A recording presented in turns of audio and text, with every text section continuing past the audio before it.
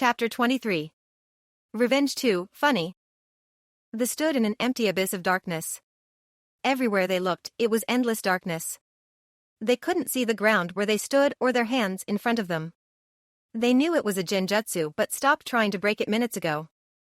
I'm glad you all could make it. Naruto's disembodied voice spoke. When this is over, you will all be crying like a bitch. Do you worse? Sasuke shouted. An elite like me can take it? You know what? Sasuke. Naruto spoke again. You can go first. Everyone was pulled further into the darkness for their own punishment. Sasuke-kun. Sakura shouted. Where are you? Did the dobe leave me with Sakura? That would be punishment. Sasuke-kun. Ino? Hello little brother. An empty voice spoke from behind. You're still too weak. Sasuke swirled around on the spot. He'd know that voice anywhere. Itachi. He shouted. What is he doing here? There in the darkness was a visible Itachi in his cloak. His Sharingan was glaring visibly at the younger of the brother. Their eyes met as Itachi's took another form Sasuke had never seen. His enemy Sasuke never knew what hit him. All he felt was his older brother's two-finger tap on his forehead. Just like in the old days, before the slaughter. The younger of the Uchiha drew a kunai and took a swipe at his brother. Itachi simply leaned away from the blade. He brought his fist down on the younger Uchiha's head. The force behind it knocked Sasuke straight into the ground. He didn't have enough time to stand Amaterasu. He couldn't see it, but he felt the black flames latched onto him. No, it can't end like this. I need to avenge the clan. They began at his feet where they began to crawl up. Inch by inch the flames began to consume him. Turning him into ash. Turning him into nothing. The last thing he saw was Itachi walking toward him. The elder Uchiha raised a hand and tapped Sasuke's forehead. The flames were gone. The pain was gone. There in front of him stood Itachi. He spoke. You're still too weak. Then feel the power given to me. Sasuke shouted, and then we'll see who's weak. The curse mark on his neck began to grow. It covered his entire body in black flame like tattoos. Chidori, the lighting he held in his hand, blazed with every ounce of his hate. Sasuke charged his elder brother with every ounce of chakra he could muster. Crow clone jutsu. As Sasuke's hand came into range, it happened. Itachi's body broke away into a flock of crows, letting Sasuke and the attack pass though. He reformed behind his younger brother as if nothing had happened. He felt the two-finger tap on his forehead again. There Itachi stood. Sasuke's curse mark had receded as if he had never activated it. Even his chakra supply felt as if he hadn't used any in the slightest. You're still too weak. They locked eyes. Tsukuyomi. Sasuke felt everything change. The darkness faded and became a red sky. In the sky was a black moon and clouds. Sasuke was strapped to a cross, unable to move. For the next 3 days you will. He stopped and began to change into Naruto. Dobe. Sasuke shouted. For the next 3 days he began to cackle. Will be at the mercy of your fangirls. Nu. Like a bitch. The audience were in a state of silence. One moment Sasuke was locked in combat with his brother and the next, being ravaged by fangirls. Only Naruto Hiruzen mumbled. Sakura. So what kind of punishment would the baka have for me? Sakura asked herself. Let's find out. Naruto stated behind her. After giving a shriek in fear she began screaming. You baka, you nearly gave me a heart attack. There's Sasuke. Naruto calmly stated. Where? Sakura asked with heart in her eyes. They broke at the sight before her. Her precious Sasuke-kun was being ravaged. Not by just anyone, it was Ino Pig. While Sasuke saw an army of every fangirl he ever had to deal with, Sakura saw different. She saw said Uchiha being ravaged by an army of Inos. Not only were they so numerous, Sasuke seemed to like it. No. She wailed. This is your punishment. Naruto stated. For the remainder of the Genjutsu you will see this and not be able to interfere. Sakura ran to the horde, determined to save her Sasuke-kun. The problem was that she wasn't getting closer. She continued on, but the army and Sasuke seemed to be forever out of reach. Like a bitch. Kiba, come on out, Dobe. Kiba called. Show me what you got, I can take it. Kiba, a rough female voice, called. What are you doing? Moem. Kiba asked, shocked. What are you doing here? Are you saying that I can't go where I please? Some asked that I need your permission to be here? No, mommy. Kiba answered. I heard you joined so you wouldn't be beaten by women. She stated angrily. Is that true? No mommy. Kiba whimpered. Liar. She shouted, you need to be punished. What are you going to do to me? Kiba asked. You will listen to Naruto give me pups. She answered with a psychotic grin. Don't you mean grand pups? Kiba asked. I know what I said, she answered. Come here, Naruto. No. Like a bitch. Kakashi. Kakashi had been walking down an empty path for a while. He didn't know where he was going, but he knew two things. He was not on the road to life. And two, he would be on time. Not if I have anything to say about it. The Cyclops liked Jounin thought. He prided himself on being late. He was Kakashi Hatake, the man who would be late to his own funeral. Little did he know he didn't. This way, Kakashi. Rin. Sensei. He could see them in the distance. You've finally come, they spoke, were glad. You are? He asked as a tear escaped his lone eye. Yes, it's very. They paused as they thought of the right words. Youthful. Kakashi stopped in his tracks as his blood ran cold. Now that he was up close he could see them, and their outfits. Green spandex. And something else, something he couldn't put his finger on. Where are all of the women? He asked himself. He was overheard by Minato and Obito. Women? Obito repeated in confusion, what are those? I think he means what Rin used to be. Minato stated, oh, there are no more of them. Obito stated, what? Kakashi asked in dread, why? We got rid of them. His sensei answered in cheer, they were distracting us from our youthful training. What about Aika? Kakashi asked. We have those, his sensei answered, filling Kakashi with hope. Everyone is a fan, even us. The Jounin looked around and sure enough, it was true. Everyone not training was engrossed in a copy of the book. Kakashi felt his heart soar, there was still hope. Here's the latest issue. Obito offered. Kakashi snatched the book from the Uchiha with desperation. It was an issue he hadn't read. He looked at the book as if it were a gift from the heavens. He tore his headband off and began reading with his Sharingan. Wait a minute. This is YOI. He screamed in horror. The words were forever burned into his memory. You don't like it? Obito asked. Where's the women? Kakashi demanded. Where's the smut? He continued. Where's a place not converted to youth? Well, there is no such place. They answered. They saw him began to convulse on the ground. Are you okay?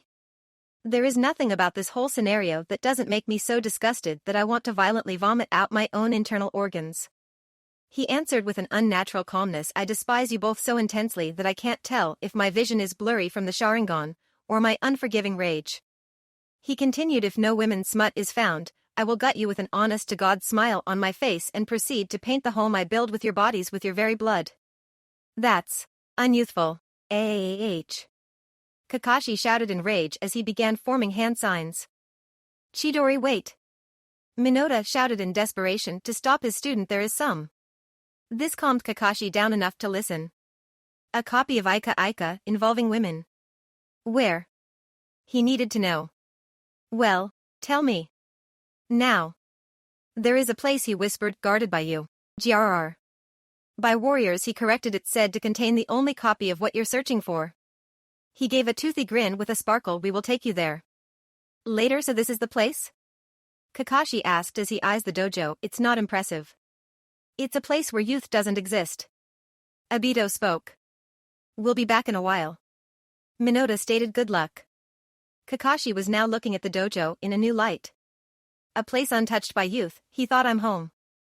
The Jounin made his way forward. Stop.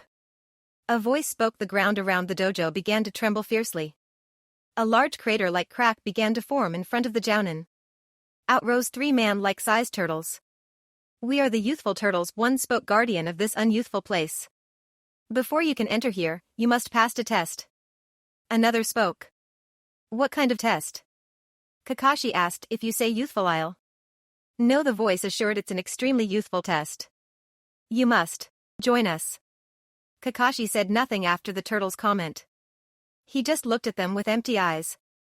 A little later, Kakashi was running through the woods. He had decided to ignore the test and leave. No smutty book was worth it. The turtles were closing in on him. Kakashi, why are you running? A turtle called. Just accept your fate. Never. The Jounin shouted. Where you gonna go? Where you gonna run? Where you gonna hide?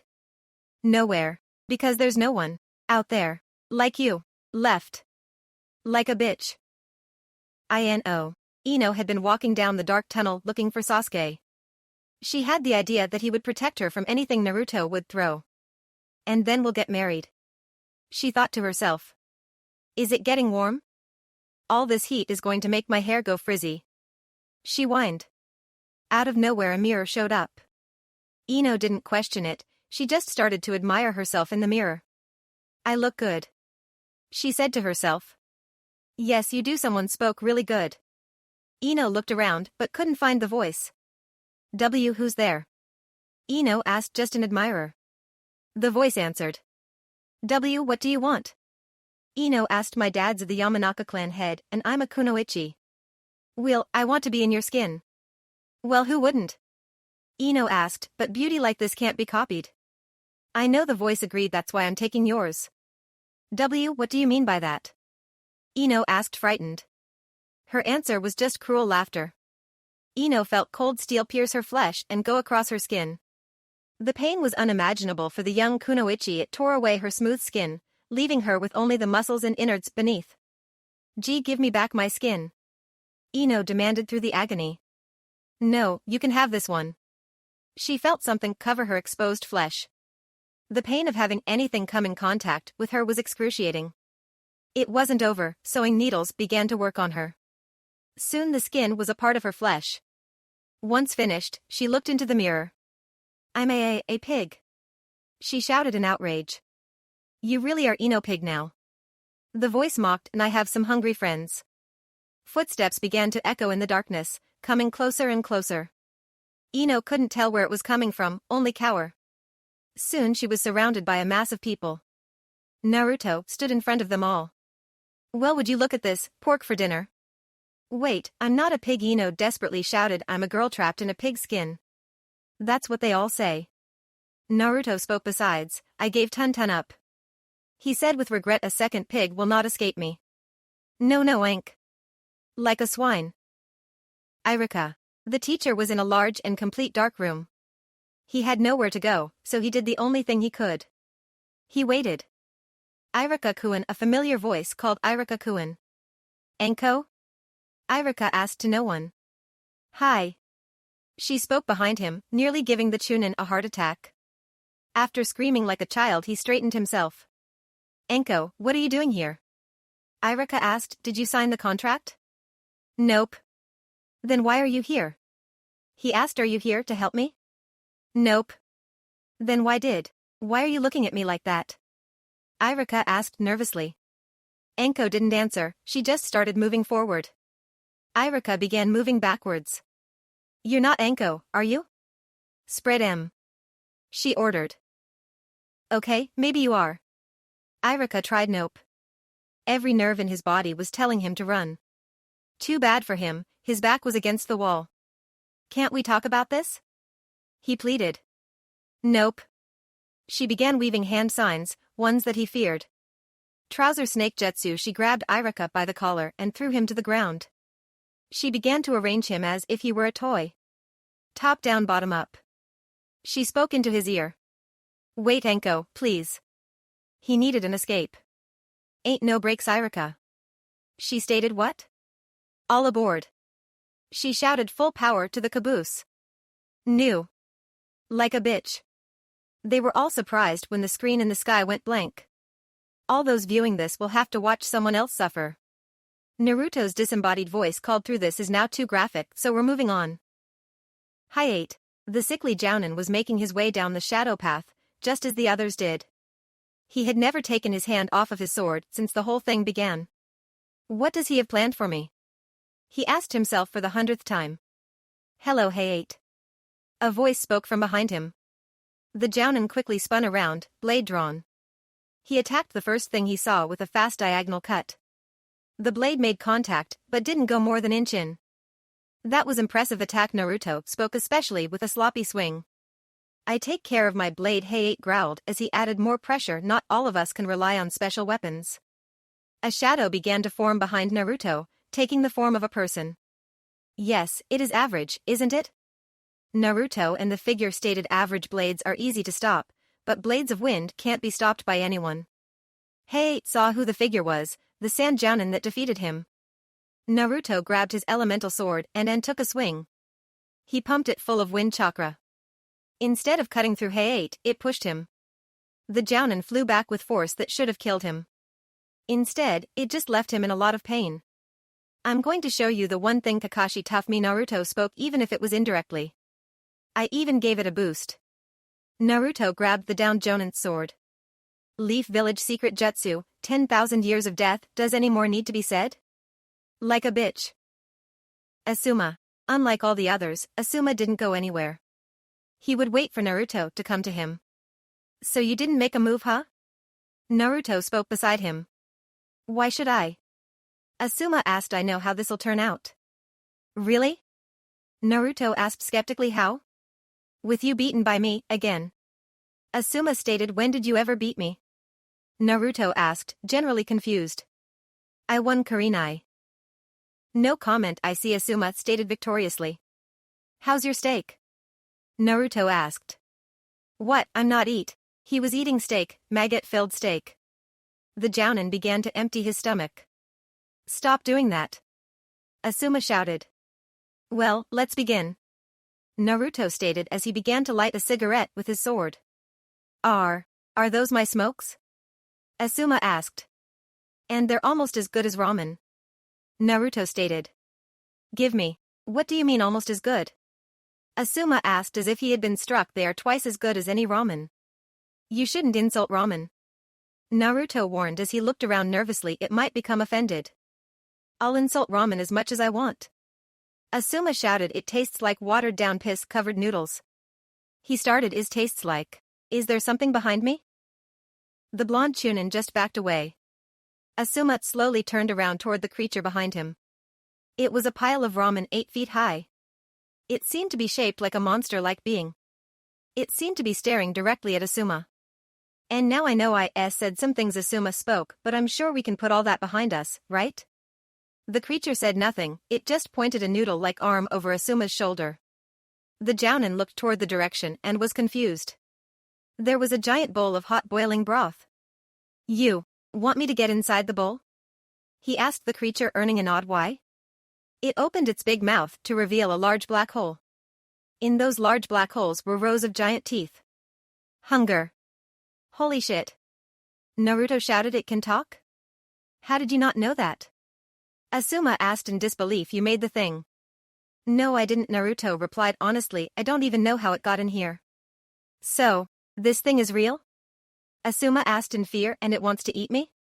Kind of ironic. Naruto stated. Hunger. It repeated. I don't want to be eaten. Asuma told the creature.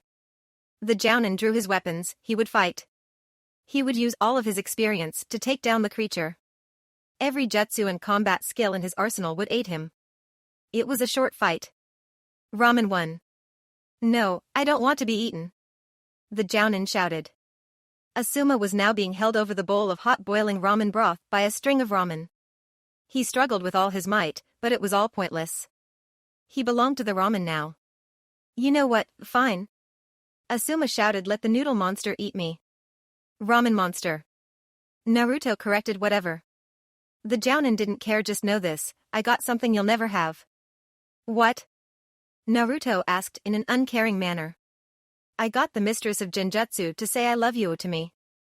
Asuma stated triumphantly. The ramen stopped the descent. It knew something was wrong, that something bad was going to happen. What? Naruto asked. That's right, Asuma spoke. All of us got the Ice Queens, your former Harems, to say I love you to us. He continued. Did they say it to you, even once? They didn't. The ramen monster had only one thought in its head. Fuck this over and over, and it was too young to die. It dropped the jounin onto the ground, grabbed its bowl. The creature ran like the wind. The air became cold and empty between the two shinobi. It was hollow. Asuma felt like he had something he would regret. Ha ha ha ha ha ha ha ha ha ha ha ha. His laugh was empty. Oh dear, you said some really magic words. Naruto stated. I guess I'll have to kill you now. But the contract said. Fuck the contract. The hollowness consumed the jounin. Chapter 24 Revenge 2, Pain. Hi everyone, Naruto spoke to those in his genjutsu. I was trying to be a nice guy, trying to be lenient in your punishment. You did horrible things to us. Irika and Hey-8 shouted. I said trying. He shouted, but thanks to Asuma, I won't be going easy on you anymore. Well, you wait, easy? Ino asked anymore? I'm going to tear your souls apart. Kiba.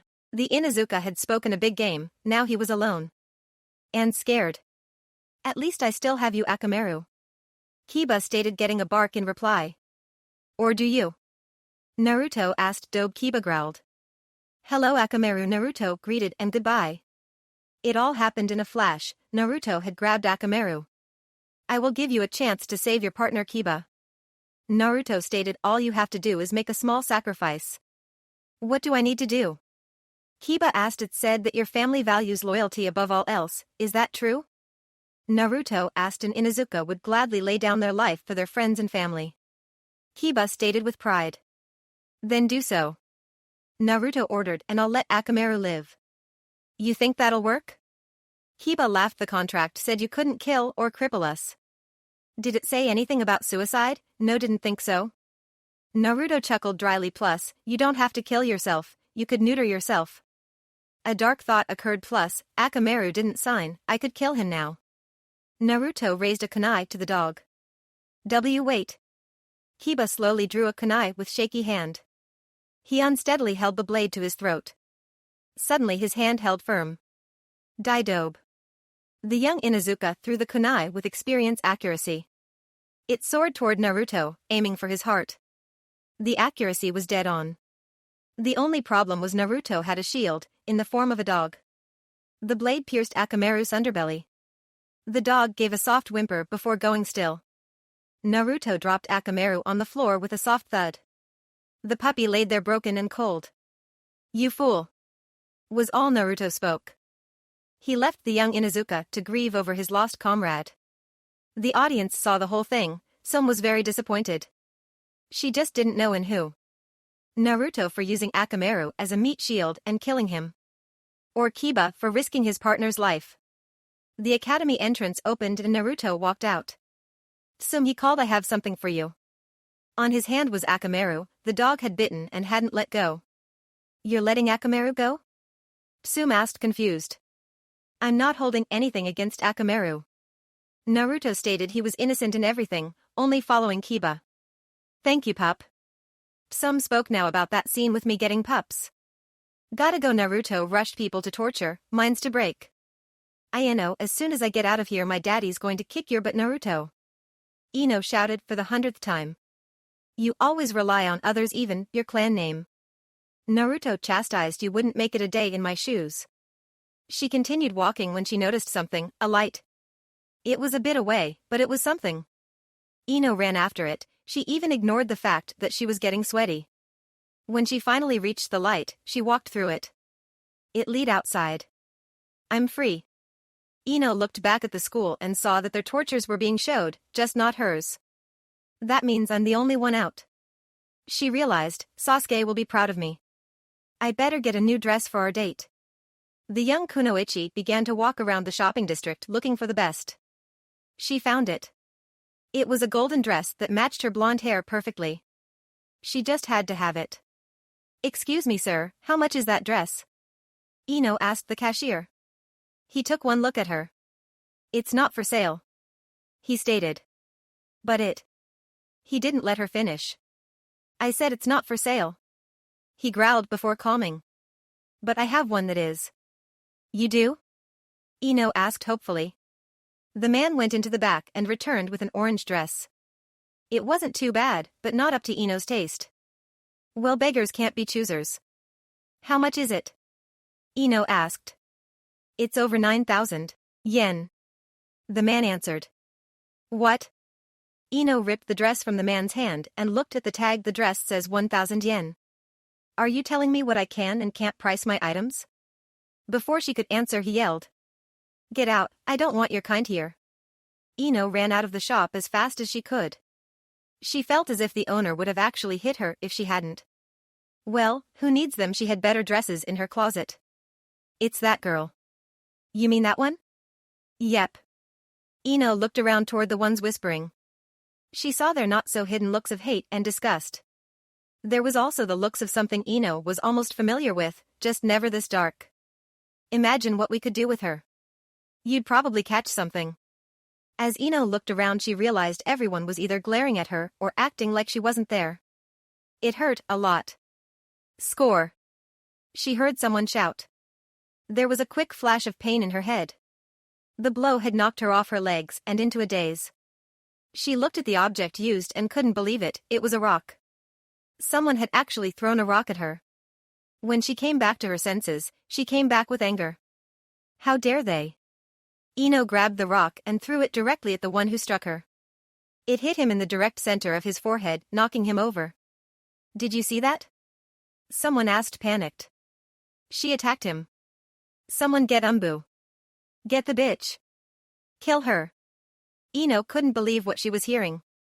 They were going to punish her for self-defense. They began to move in on her. There's too many. There was only one thing she could do. She had to run as far and fast as possible. It wasn't enough. They caught her. Leave me alone. She shouted as she trembled. I'm warning you. You all hear that? She's warning us. The entire crowd began to laugh. It wasn't a happy laugh, it promised pain. One of the villagers threw another rock at her. It started. The villagers began to beat her. They used whatever they could, be it their very hand or sticks they found on the ground. They cut her flesh with jagged and rusted objects. They burned her with fire jutsus. As they damaged her mind with cruelty and her body with pain, she had only one thought. The thought Naruto had many times in the past. Why are they doing this? Why won't they let me die? She knew the answer, it would have been too easy. They wanted to get out all of their hate. But why? Daddy. She cried, where are you, Daddy? He didn't show. No one did. What are you doing? A distant voice asked, finish her now. No, not like this. She thought, desperately looking for an escape. She found one, better yet she found several. They were in the form of her attackers. Mind transfer jutsu using her family's technique, she started her escape. She took control of one of her assailants, a shinobi. Once she was in control, she made for her helpless body. Grabbing it, she ran for the only safe place she knew. Home. Ino released the jutsu as soon as the mob stopped giving chase. She didn't have the chakra to go any further. She limped home. Finally, she thought as she saw the clan. Ino limped toward the entrance to her home. Before she could get to the door, they opened. She saw the comforting figure of her father. Daddy. She cried in joy. What are you doing here? He asked, his voice full of venom. Daddy? She asked in shock. Her daddy had never taken a tone like that with her. Even when she insulted the customers. You are no child of mine. He hissed, now get out of here. But I said leave. He snapped as he drew a kunai.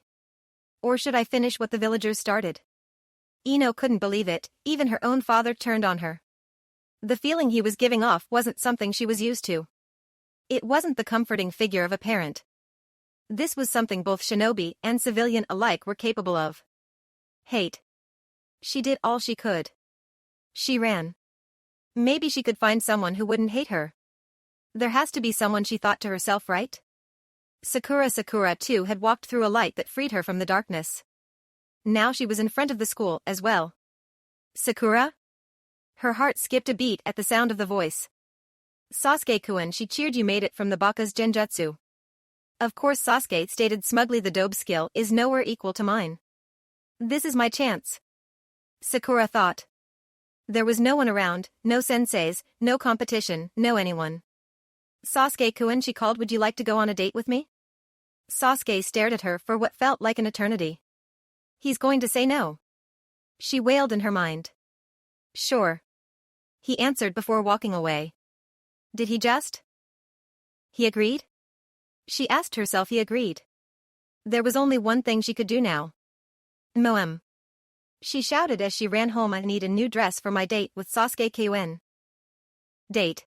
Sasuke had taken Sakura to the most expensive restaurant in the village.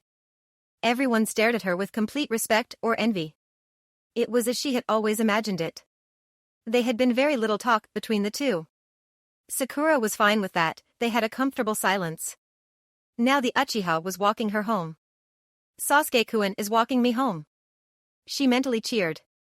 I had a wonderful evening, Sasuke-kun. Sakura spoke as they arrived to her house. Sakura, would you like to go out again? He asked nervously. He's nervous about asking me out? That must mean he likes me. Yes. She enthusiastically agreed. Time passed.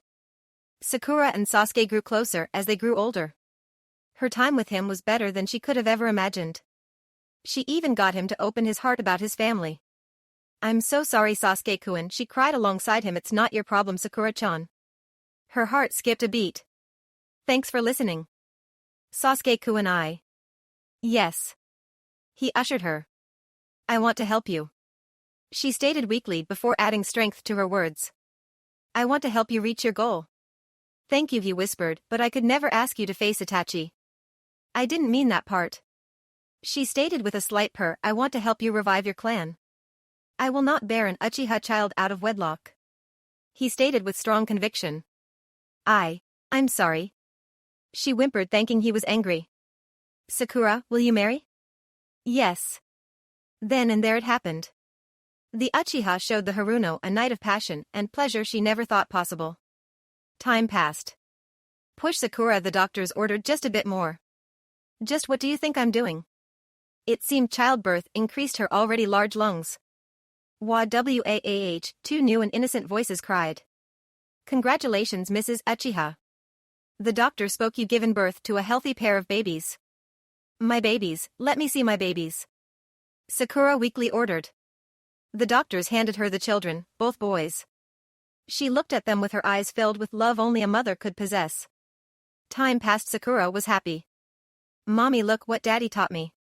Her eldest of the twins spoke. The boy went through the hand signs for a fire jutsu, a tradition for the Uchiha clan. It was a small flame, but made her swell up with pride. Everything okay, Sakura?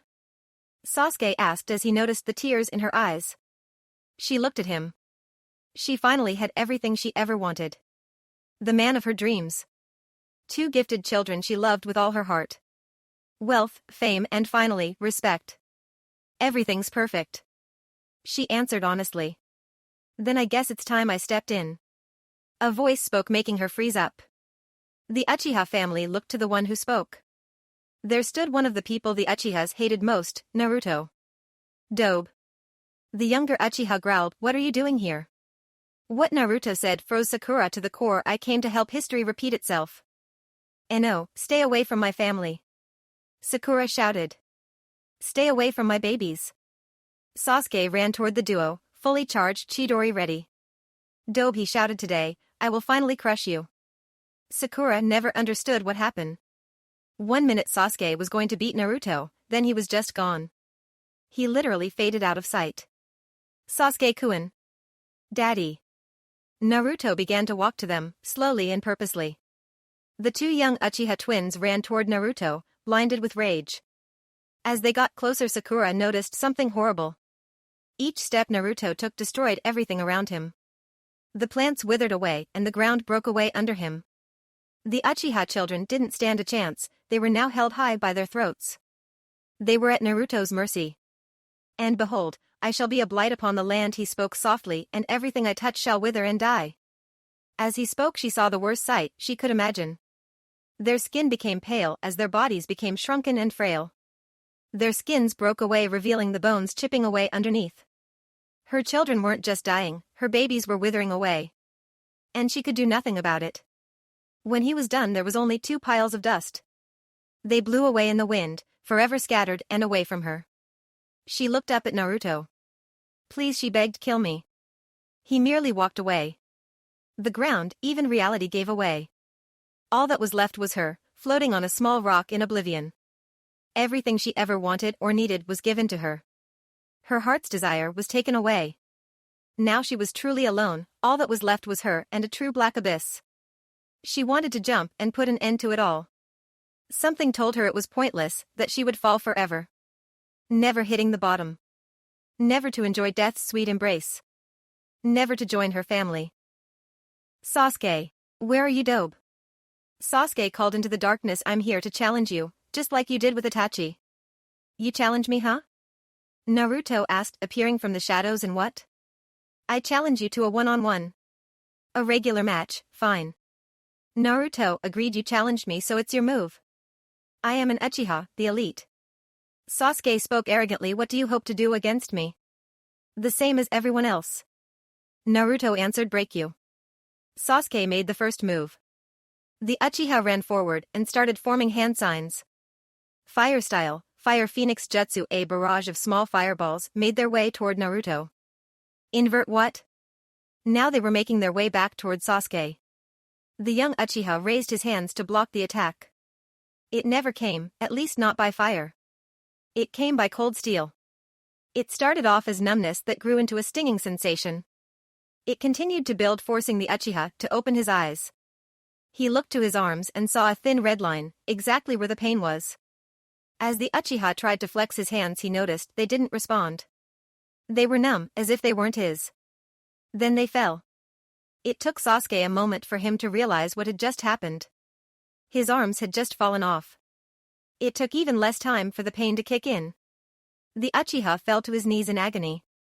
Actually, it would be better to say he fell off his knees in agony. They too had been severed. Now Sasuke was nothing more than a torso. An angry, Sharingan-wielding torso. Well, now Naruto began. Where have I seen this? Oh yeah, with Niji Hyuga. Naruto stood in front of the limbless Sasuke.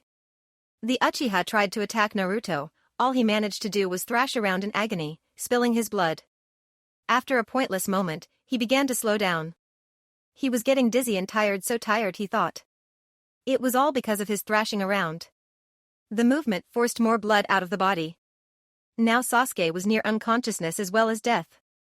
Well, Sasuke asked weakly, aren't you going to kill me? Naruto didn't answer, he just raised his elemental sword high into the air. I'll finally rejoin my clan. Sasuke thought, with a slight bit of peace. Before shouting out in unholy pain. Sasuke looked to the sword Naruto had burning into his arm. He's cauterizing the wound. Sasuke realized. When Naruto finished the first arm, he moved to the next, then the legs. Naruto wasn't killing him, he was preventing the Uchiha's death. Why don't you just kill me? Sasuke asked in pain and anger. You don't fear death, you welcome it. Naruto answered, your punishment must be more severe. Torture? Sasuke asked as fear built. Yes, Naruto answered, but not of the body. It will be of the soul. Sasuke looked at Naruto. For a moment he thought he would finally see his family, his parents. Then Naruto took it away from him. And no, I will not be denied. Sasuke thought angrily. The young Uchiha opened his mouth and slammed it shut with all the force he could muster. His teeth tore through his tongue as if it were a marshmallow. He gave Naruto a smirk as his consciousness faded. It was met with a smirk from the blonde. Naruto shoved his elemental sword into Sasuke's mouth. Hard enough to force its way in, but soft enough to stop on the wounded tongue. A true contradiction. His mouth was met with the same situation as his limbs. Did you think I'd let you go that easily? Naruto asked. No, you don't get to go yet. Naruto stated in a matter-of-fact tone, when your dreams are in ashes, then you have my permission to die. What does he mean by that? Sasuke asked himself. Earlier this week I was met with an intruder in my home. Naruto stated, not uncommon, a lot of people want me dead. Sasuke agreed with that. The funny part was who it was. Naruto turned his head to the darkness and called. Bring him in. In popped several Naruto clones carrying a struggling figure. The sight filled Sasuke with horror and fear. It was a beaten and bloody Itachi Uchiha. The elder Uchiha looked as if he were about to collapse from either exhaustion or pain, maybe both. The clones forced Itachi to his knees in front of the two. The elder Uchiha locked eyes with the younger one. Hello Sasuke-kun. Itachi rasped, I bet why you're enjoying the sight. The honest truth, he wasn't. It was supposed to be him that brought Itachi to his knees. Not Naruto. Say your farewells. Naruto ordered. He raised his Kusanagi high, and brought it down on Itachi's neck. But not before he could utter. "I'll tell Mom and Dad you said hi." The only sound was the thud of a head hitting the ground. "Wait a sec." Naruto exclaimed, "Didn't you have a second dream?" He looked as if he were deep in thought before snapping his fingers. "That's right, you also wanted to revive your clan." Now Sasuke was feeling despair. Naruto raised his Kusanagi blade and took aim at the Uchiha family jewels. It happened in a flash, the blade extended and retracted. It had severed the Uchihas. "Yeah. Now we add fire to stop the bleeding." Naruto actually sung as he did just that and sing of the mental help you'll be needing. Naruto walked away, but not before leaving Sasuke with a gift. He lifted Sasuke upright so the Uchiha could see. The area became a cemetery. Not just any cemetery, it was one Sasuke visited often. It was the Uchiha cemetery. His parents' grave stood before him. "Mom, Dad," he thought bitterly, I'm sorry that I couldn't." He couldn't bring himself to finish. He could only sit there, not even having enough will to cry. Kakashi. Kakashi was tired of dark tunnels. He knew Naruto had something planned for him, but he was ready. He truly felt Naruto couldn't do anything worse than before. Oh, how wrong he was. Kakashi-kun, a weak feminine voice called. "Why didn't you save me?" Kakashi felt his heart snap. "Rin." He asked. No, this is just Genjutsu." "You didn't watch after your comrade," an older silver-haired man stated in disappointment. "Has my life truly been in vain that my own son is a disappointment? Father?" Kakashi couldn't believe his ears. "I'm just as much to blame." Another voice spoke. "It seems my lessons didn't sink into that skull of yours." "Sensei?" "Don't call me that." Minato snapped. "If you can't follow my lessons then I can't be your teacher." He gave the younger Jounin a sneer look. "At you, playing favorites." "Did I ever play favorites with your team?" "No, but You what?" Rin weakly asked. "I owes a debt to Obito." Kakashi weakly finished. "So I." No, a new voice spoke. A new figure limped and joined the argument. His entire right side looked as if it had been crushed. The left eye was sending a truly hateful glare. It was Obito Uchiha. "I gave you that eye to protect Rin." Obito stated. "What do? You let her die." He shouted. "Then you go get lazy and become an awful teacher. You taught your team nothing. I trained you better than that." Minato stated. "I've used this eye to protect this village and many of my comrades." Kakashi tried to reason. Naruto appeared from the shadows. "But you couldn't protect a child?" he asked. "Could you, Inu-san?" "We can forgive not protecting me." Rin stated. "We are shinobi and our lives are in constant threat. We can forgive you being a horrible teacher." Minato continued. "Not everyone is suited for it." "We can't forgive you." Obito started. "For becoming a hypocrite. As one they spoke. Those who abandon the rules are trash, but those who abandon their comrades are less than trash. They're scum." Naruto spat. "I think it's time I take back what's mine." Obito whispered.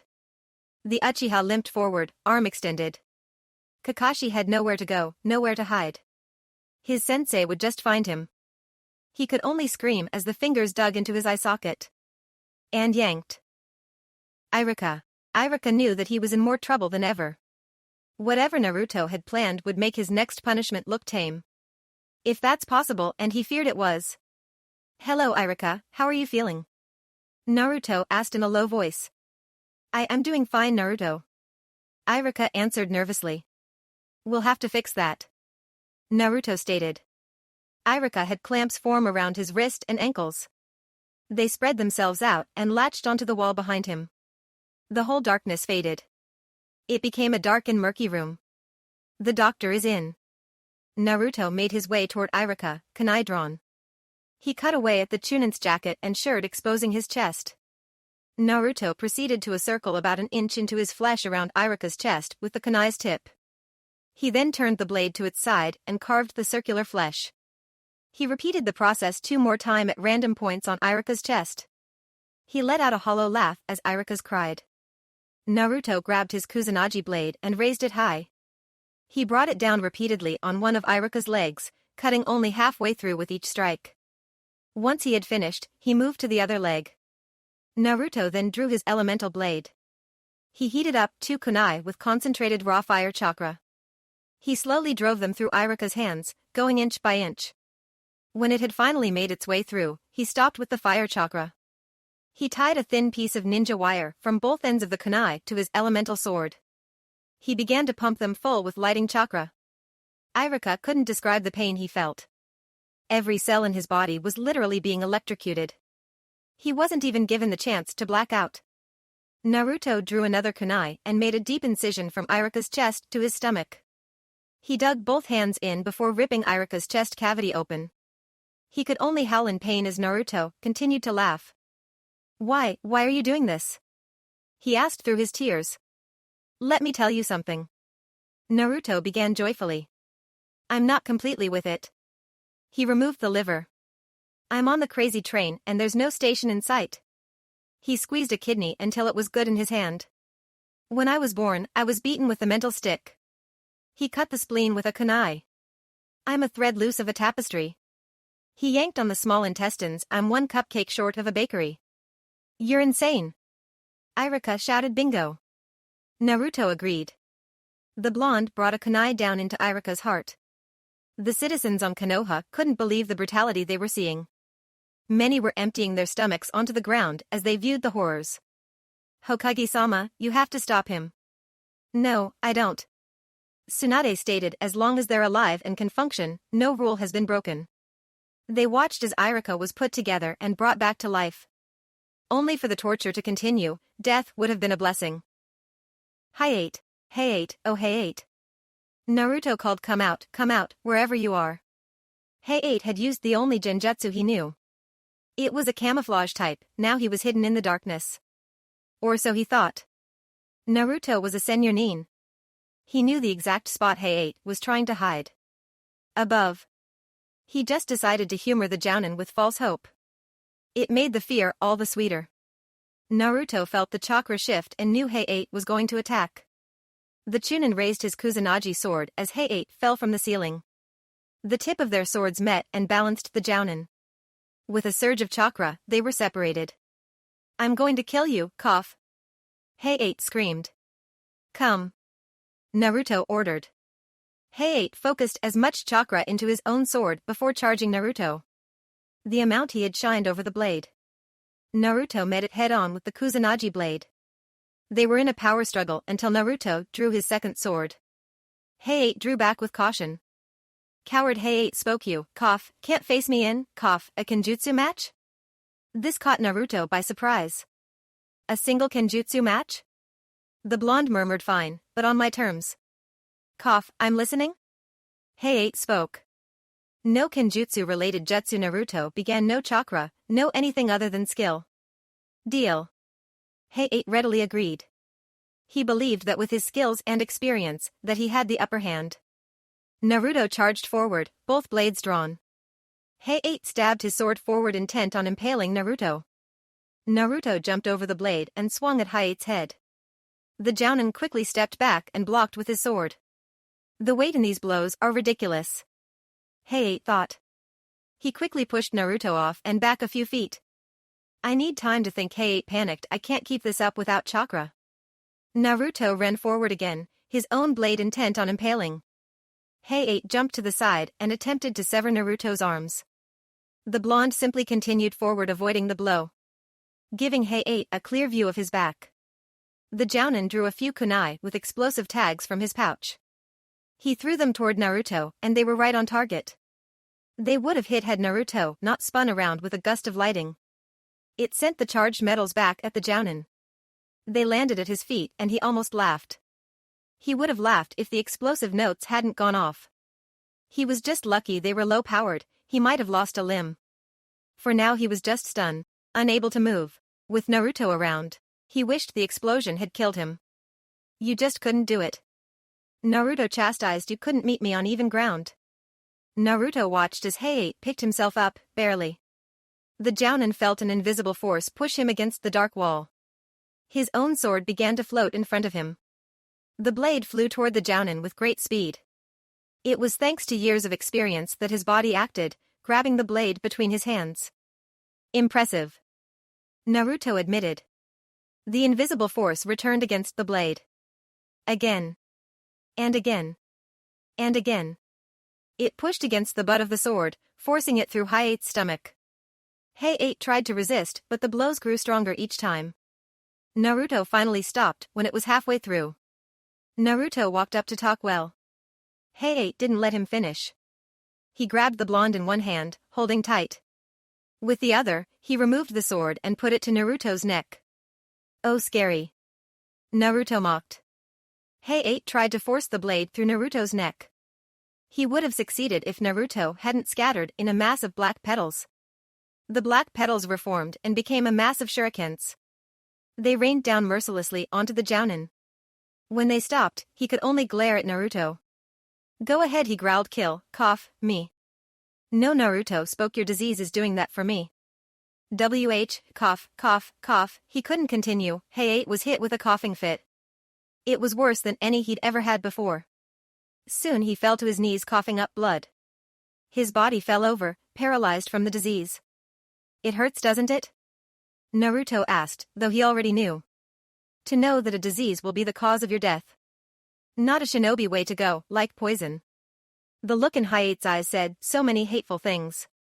All he could manage was, cough, cough, cough, cough. He barely noticed Naruto place a red vial on the ground, barely. He gave the blonde a questioning glare. This is full of my blood. Naruto stated, if you drink this, your disease will be cured. Hey-8 couldn't believe his ears.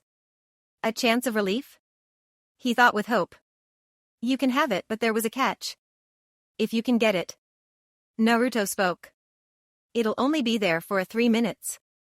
He stepped away from the vial, that he placed 10 feet away. That's not fair. Hey-8 couldn't move. His cure was right there, but he couldn't reach it. It might as well have been a mile away, hidden in enemy territory. So close, Naruto whispered, yet so far. 2 minutes and 13 seconds left. Asuma.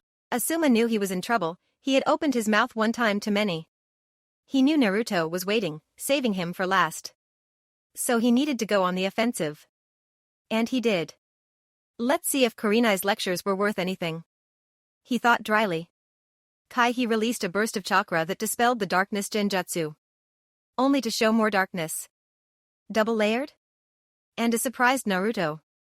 Asuma-san, Naruto stated in actual surprise, how did you? My girlfriend is the mistress of Genjutsu. Asuma stated as he lit another cigarette. You think she'd let me go if I couldn't even release a Genjutsu? True. Naruto agreed now. Asuma began mockingly, why don't you be a good chunin and let me out of here? Excuse me, I am a shinobi. Naruto began, I am the fuck-mothering boogeyman. He grinned, I am fear. He laughed, I have broken a lot of minds to get this title, I deserve to be caused such. And I am one of the 12 guardian ninja. He scoffed, you don't hear me bragging. But I could. Aren't you? Dodge. That's exactly what Asuma did, barely.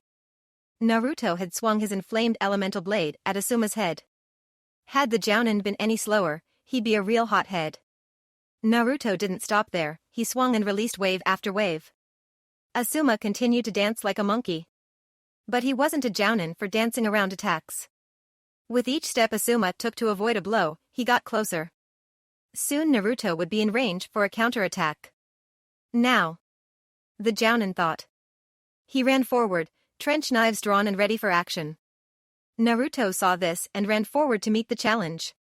The two shinobi jumped forward and met in air. Their weapons struck and they landed back to back. Only both of Naruto's arms were on the ground. He didn't even try to evade. Asuma thought, was he really that cocky? You shouldn't have messed with a jounin. Asuma spoke ill only. He got no further. Naruto had turned and delivered a devastating kick to Asuma's sides. It had enough force to knock him onto his back. Asuma watched in awe and horror as Naruto's arms grew back. You forgot something important, fool. Naruto chastised, this is all a genjutsu. Well then, Asuma spoke as he took another puff, I'll just have to break through. He gained a cocky smile, give me your worst, let's see who Kurenai taught better, me or you. Then feed on your own despair. Naruto whispered, the area turned red. No, Asuma thought. The darkness was bleeding. He realized. How the hell does emptiness bleed? The blood began to move around and take form. It was the form of a fox's upper body, then a second. Asuma didn't know what was happening. He knew what he was seeing was Genjutsu, that's all it could be. What he didn't know was Naruto was pouring concentrated fear directly at him. He wanted my worst, Naruto thought grimly. Well, here it is. Asuma could do only one thing. He ran. He forgot one thing, he was in Naruto's Genjutsu. There was nowhere he could go or hide that Naruto couldn't get him. How long have I been running? He asked himself. He didn't know, but he could stop. Not now, not ever. As he ran, he looked over his shoulder and saw the foxes behind him. Always behind him, always chasing. Wait, what's that? He asked himself with a sliver of hope. It was a light, a chance. No. Naruto spoke from behind. Asuma felt chakra pass through his leg. He was familiar with this chakra, it was the one he used. It was wind chakra. His leg had been severed. He couldn't go any further. Asuma turned to see Naruto standing in between the two foxes. You, what have you done? Asuma shouted, what have you done different than anyone of us? Bitch, I eat people. Naruto yelled, what? Devour, Naruto ordered. The foxes fell onto Asuma. They tugged at his 3 remaining limbs, tearing them off. They ate like starved animals, and they continued to eat. They tore his stomach open and let his innards fall out. They nibbled, savoring each and every bite they could. One snapped at his neck, tearing out his throat in the process. With a second snap, his head was disconnected from his body. Asuma was conscious of every piece being taken away. He felt the pain he never thought possible. Naruto wouldn't let death come easily. When the blood foxes finished, not even bone remained. How was he? Naruto asked the creatures. He tasted like a monkey. One stated, gagging. A monkey that's past its prime. The second stated. Hokage-sama. Yugo cried, you can't let this continue. He still has plenty of time left, Tsunade calmly spoke. But, he needs to be stopped. You all can't join the fray, Tsunade stated as she held up the documents. None of you signed the contract. This was their chance to stop the madness and torture.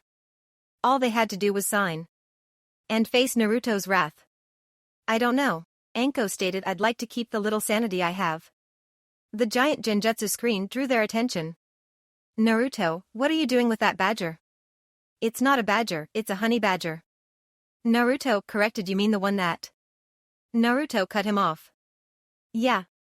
Naruto grinned, the one that doesn't give a shit. Well, people, Naruto spoke, how was it?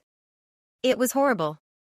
Iruka whimpered, you survived my hatred with your minds intact. Naruto congratulated, but I have some bad news. What? Kakashi asked, you're going back. But it's over. Ino shouted, no, it's not. Naruto spoke, I'm nowhere near done. He can't do that, Hokage-sama.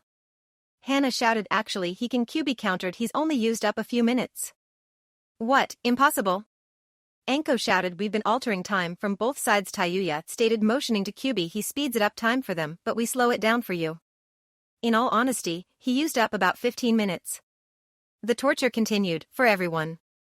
The fools who signed the contract only wanted death. Every torture Naruto did only got worse and worse. The villagers couldn't look away. They were stuck too far in awe and horror. It was like an accident, that one. The mistresses watched, powerless to defend their boyfriends and brother. The only ones not suffering were the Heims. They just pretty much sat back and watched. I can't take this anymore. Anko shouted, give me that stupid paper, I'm signing. Same as us. The mistresses spoke. I've already told you it's too late.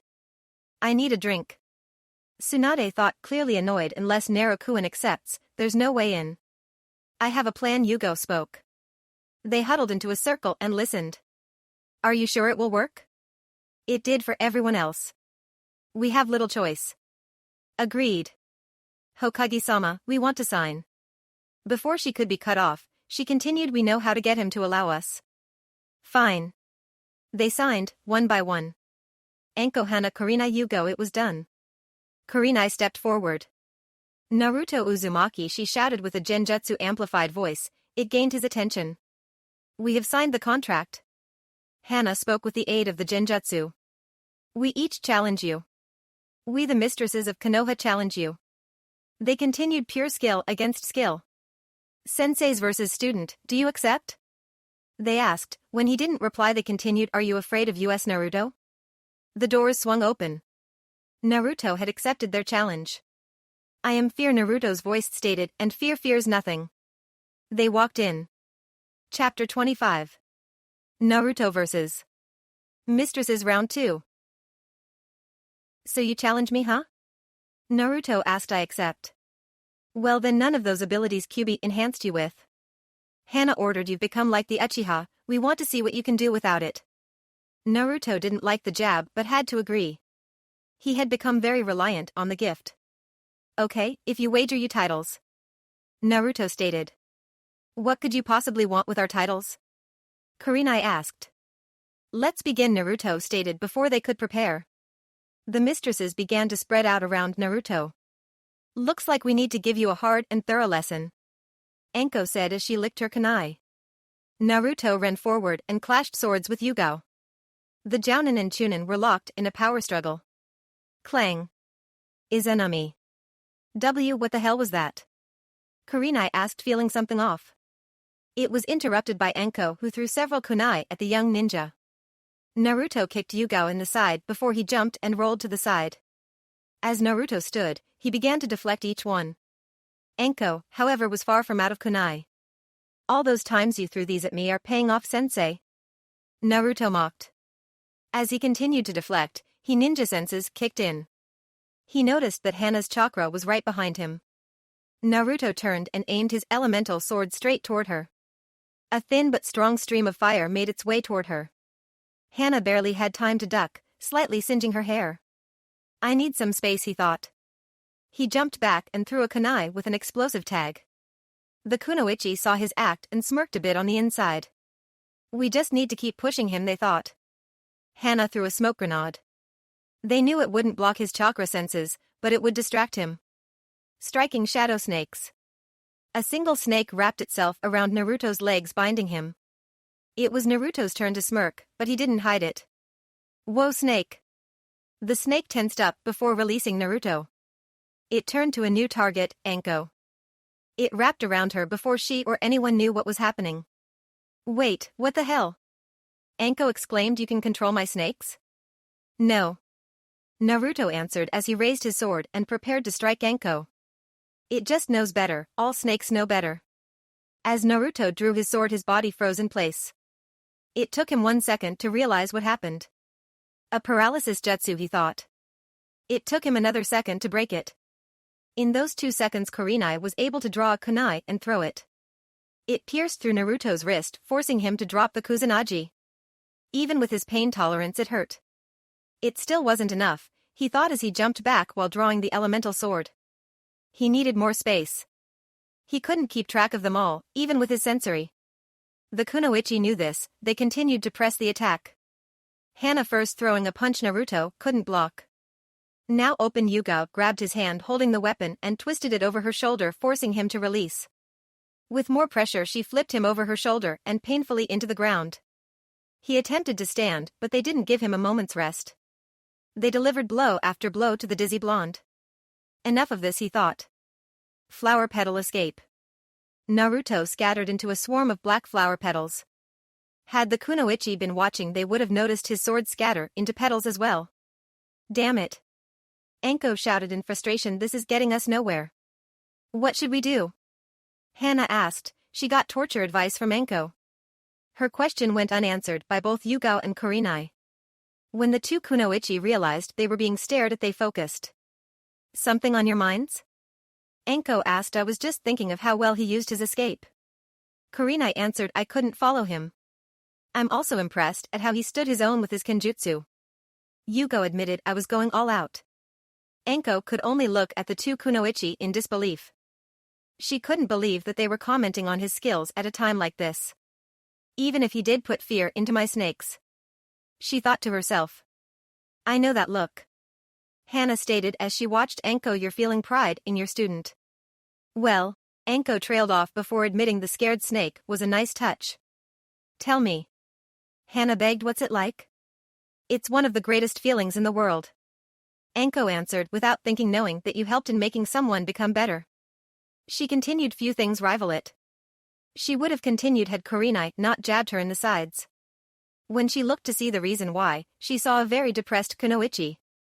Hana was crouched over making circles in the ground. The storm cloud over her head raged with her depression. Didn't know anyone could be that emo but the Uchiha. Must be nice, Hana mumbled, being able to appreciate what you taught. The three Kunoichi could only stare in awkward silence. Damn, Naruto cursed, they're tougher than I thought. He could only chuckle at it, he had underestimated them. At best they're each high chunin, but in their own specialty they're high jounin.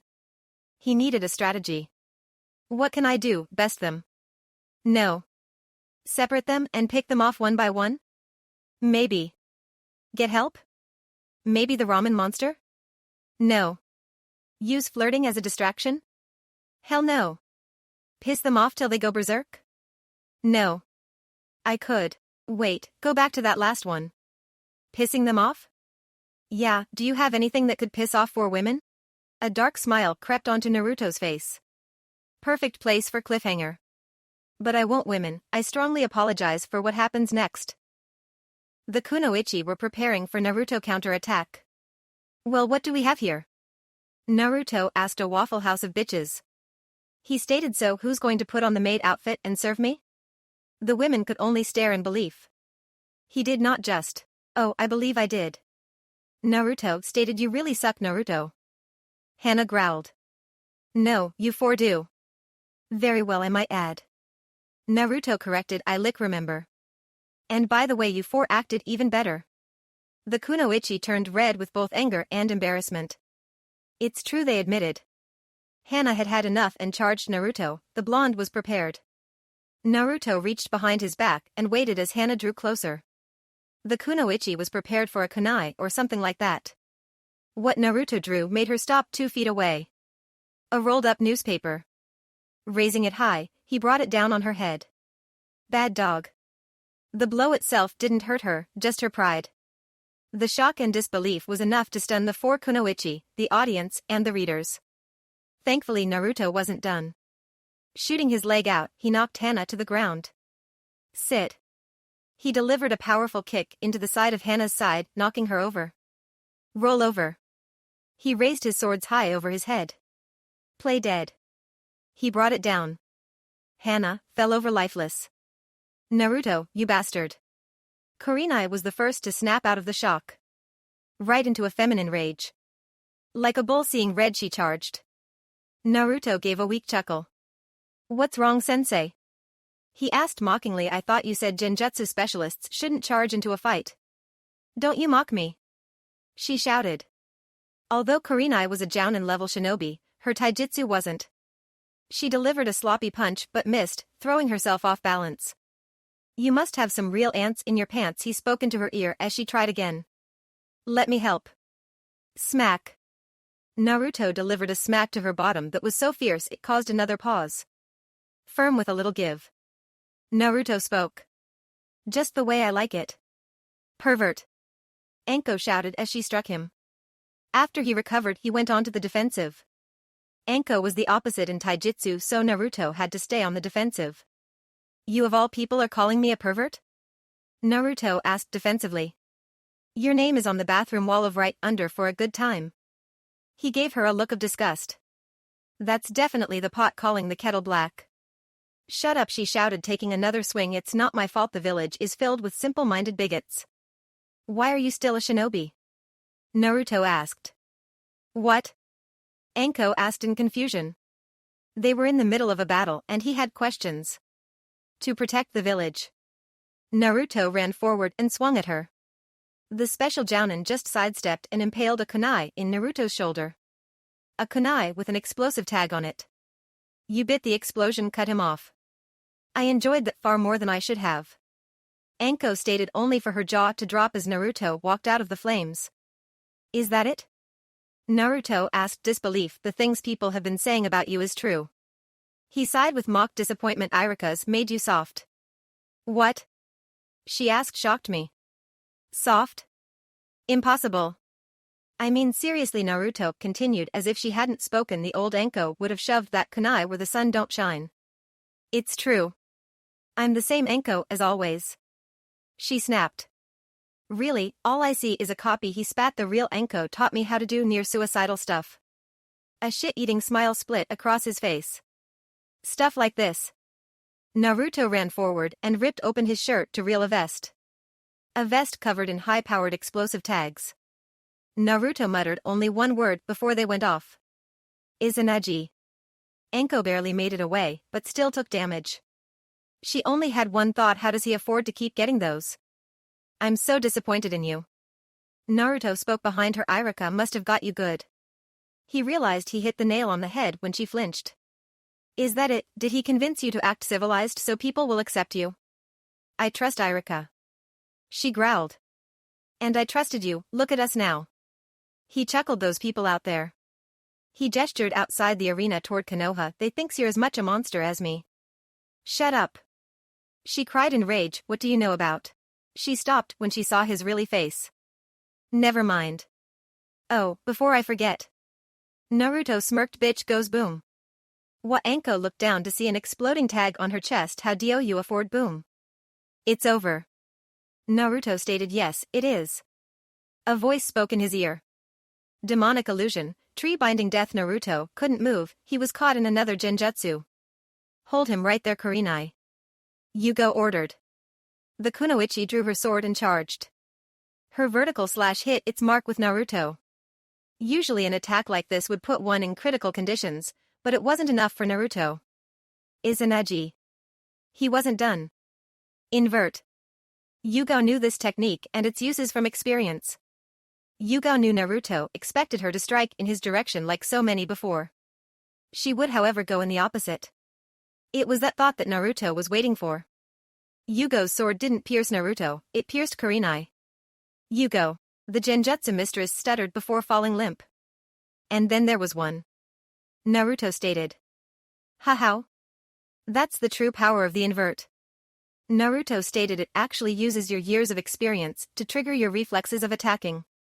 He pointed to himself. In most cases me. But I didn't attack you. Yugo stated. No, you didn't. Naruto agreed. You attacked what you thought was me. He smiled lazily. You can't expect my usual brand of crazy. I like to keep people on their toes. With a cry of rage, Yugo stood and rushed Naruto. She no longer had a style in her movements, just wild slicing. You told me one has to keep calm in a fight. The blade pierced his chest and he went up in smoke, or you lose the fight. He whispered in her ear. Deception slice. And the last kunoichi fell. Clang. Naruto and Yugo were in a power struggle. Naruto kicked the sword-wielding lady in the stomach. It was enough to make her double over and backpedal. Infinite darkness technique. Wait, what the hell? Enko shouted. I thought I died. We all did. Yugo stated. And you will again. Naruto answered. But how? He asked. 8. He spoke for them to hear. Larynx, spine, lungs, liver, jugular, subclavian artery, kidney, heart. He named. Which will I go for? The kunoichi all went on guard at the sound of Naruto's voice. They took a back-to-back diamond position. Where did you learn this jutsu? Kurenai asked. This was a specialty by the second Hokage. My Slugheim is both the 5th Hokage and a senju. Naruto answered. She allowed me to learn it. Kurenai formed a hand sign. Kai. Nothing. Is that it? Naruto asked. I'm actually disappointed. What are you talking about? I guess Konoha's top kunoichi are all talk. What? Enko exclaimed in outrage. We are Konohas. So help me if you say elites. He roared, which echoed all around. I will make Irika think he's a little girl. Can he actually do that? Hana asked. Kurenai gave a grim nod. Then again, I shouldn't be surprised. He sighed again. We can't let him win. Enko exclaimed. Our titles are on the line. Actually, just Kurenai and Yuga. Naruto corrected. The rest of you are dead weight. He gave them all a once-over. In fact, none of you truly deserve your titles. You're all just second best. What? Kurenai growled. Where is he? Hana, he spoke. You are just inheriting a title from your mom.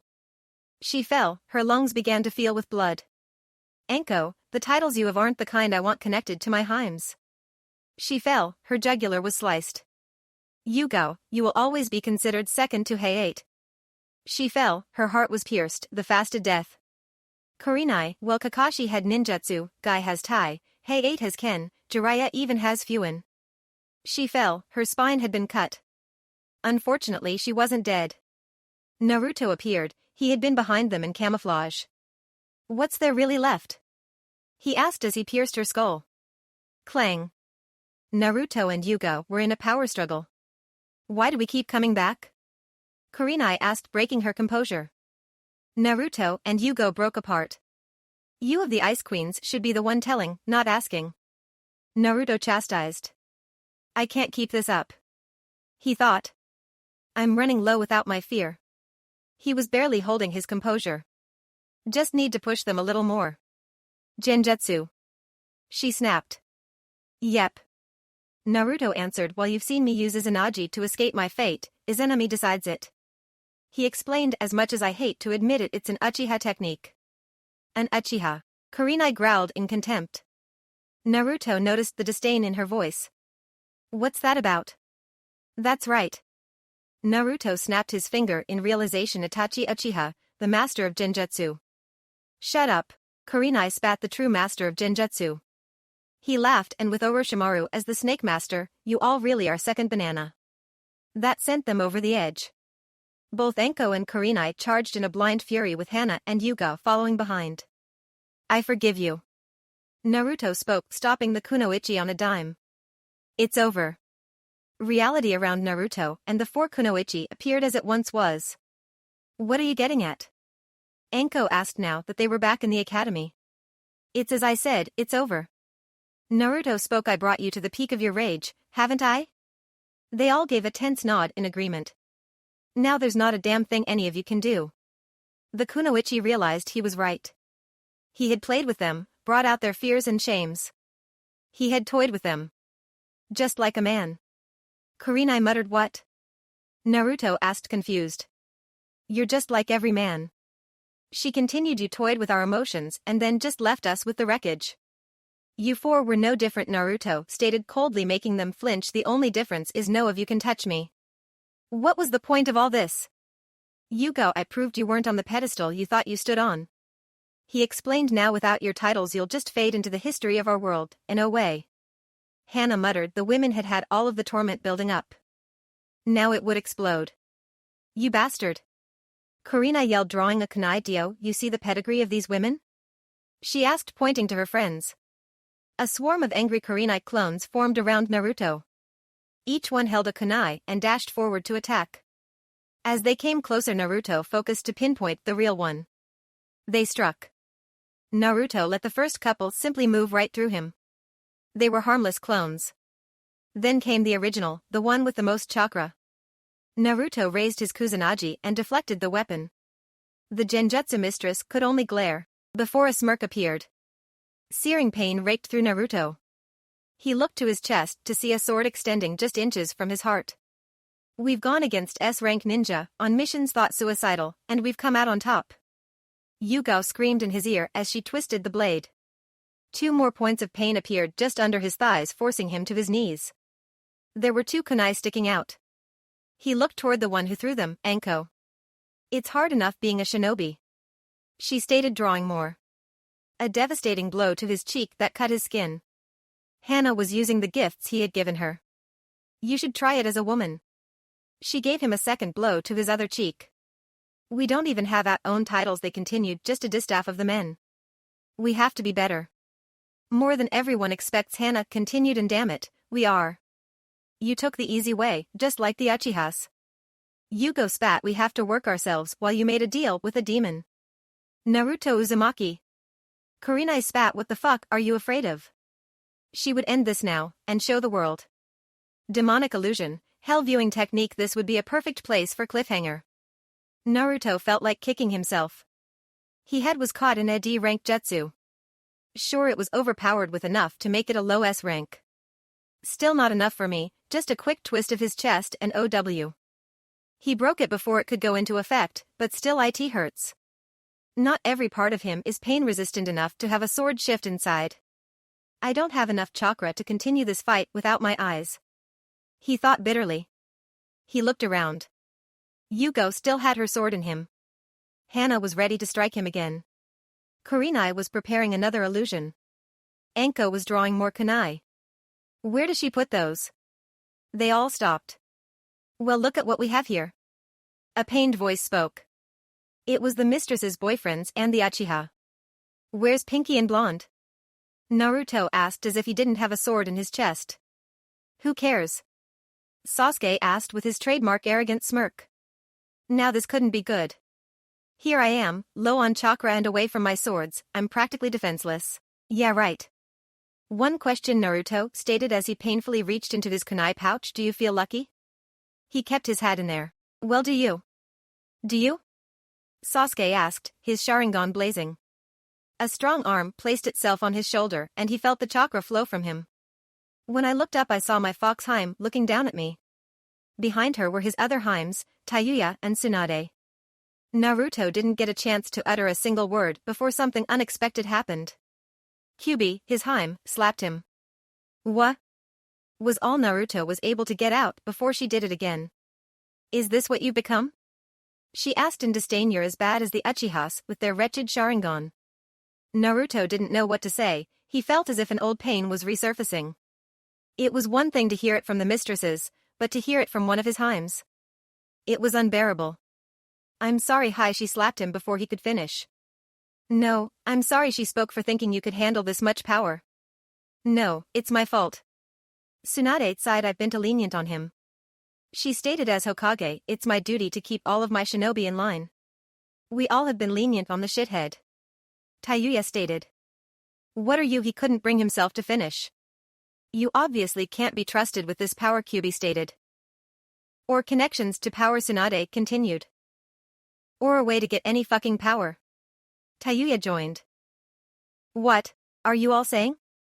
Naruto asked in a trembling voice. Naruto, I'm taking back your fox glare. Kyuubi stated. Samui agreed, I'm cutting your political marriage. Tsunade stated. In other words, we're fucking dumping you. Tayuya stated. I'm sorry. Naruto stated near tears. I'll be good. The women just turned their backs on him and walked away. The pain Naruto felt was all too familiar. Harems, please. Naruto begged, don't leave me. Hey look, he's all sad. He heard someone say. Well, the dobe deserved it and more. An arrogant voice chuckled. No need to let an opportune moment go to waste. He heard the sound of knuckle cracking and kunai drawing. He barely noticed a flare in someone's chakra. So this is how it is, huh? He spoke bitterly. A life without any of my Harems. Big Whoopasuma growled. You lost your girlfriends. Life will continue, Naruto. Iruka spoke. Just without them. A life without any Harem. He repeated. Naruto then proceeded to do the strangest thing yet. He smiled. It wasn't a true happy smile, or even a sad one. It was the smile he used to show off when he spouted he would become Hokage. The old Naruto's smile that showed how hurt he was. He spoke. I would rather die. He opened his mouth wide, extended his tongue, and bit with enough force to break bone. This is a perfect place for a cliffhanger. So I will. Not the Genjutsu broke easily. No one would know if it was from either pain, shock to the kunoichi, or even just will. He would rather die than live without his Harems, many thought in awe. Naruto-kun, the Harems thought lovingly. He never went that far for us. Others thought jealousy. Like all of his wounds, even the near-fatal ones, he healed. A part of him wondered how he'd live without his Harems if that hadn't been a Genjutsu. I have had enough of this. Naruto stated in a cold tone. The air suddenly became thin and cold. Not surprising with the amount of fear and killer intent Naruto was unleashing. He began walking toward the mime. Pray Anko began to whimper. There's nothing we can do. Hana thought. He can kill us at any moment. They all realized.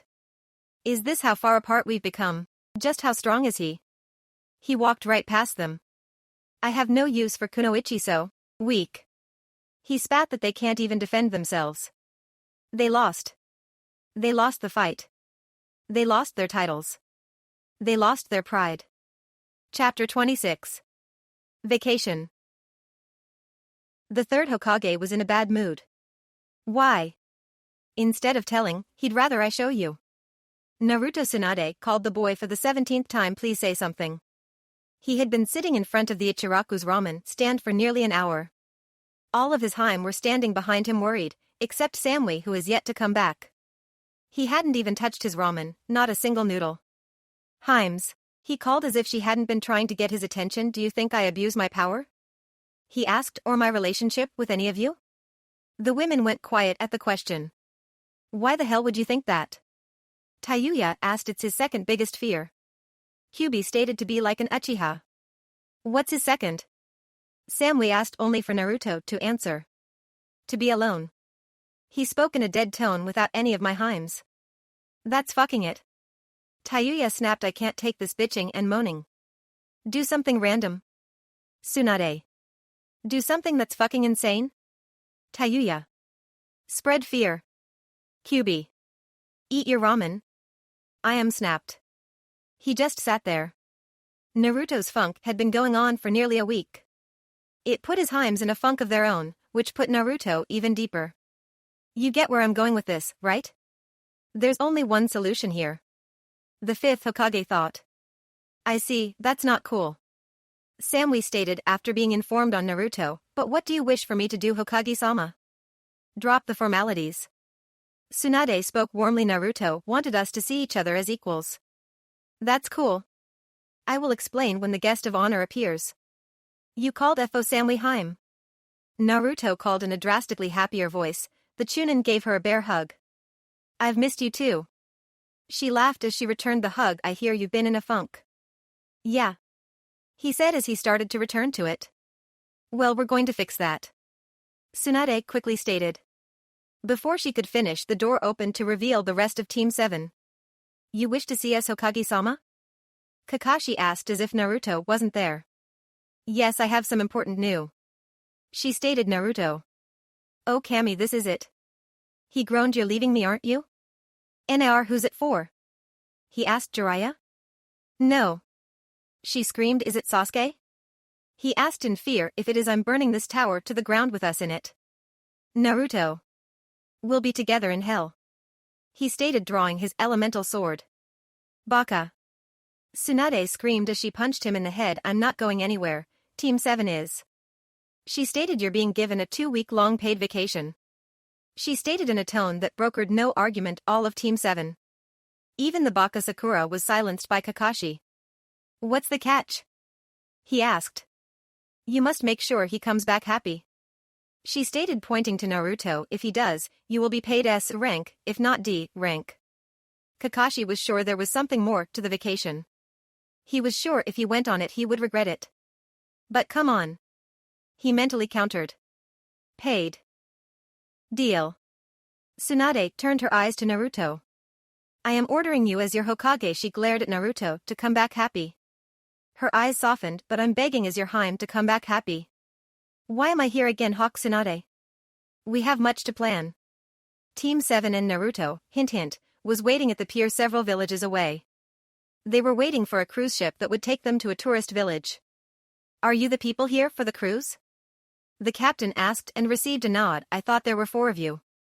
What do you wear's Naruto? The shinobi looked around but they couldn't see him. It was as if he had vanished. All that was left was a letter that said going for a walk. Sir. The captain called. The ship leaves in 20 minutes, with or without you. Don't worry, Kakashi stated with determination. It'll be with us. But Sensei Sasuke called. How are we going to find the dobe? As if by divine intervention, the Uchiha received an answer. In the form of unholy screams of people in the process of a stampede.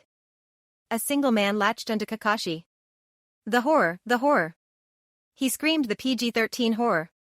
Follow the fear. The Jounin ordered. The stampede was forming around a single shop. A ramen shop. Naruto was currently following Samui to Kumo. How, you ask, if he's with Team 7? Simple, he's the real while that one is a blood clone. It's still a part of him with Team 7. Naruto, when we get to Kumo, I want to introduce you to my friends. Samui stated happily. It'll be so cool for you to meet them. Naruto saw how happy she was and wasn't able to suppress a smile of his own. Well, if she's happy, I'm happy.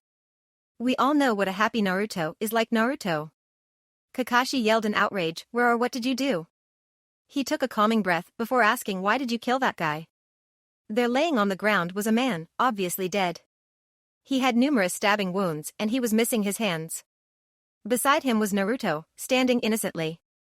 "I didn't do this," Naruto stated, then explain what happened. He ordered. "Well, I came to get something to eat." "Go on."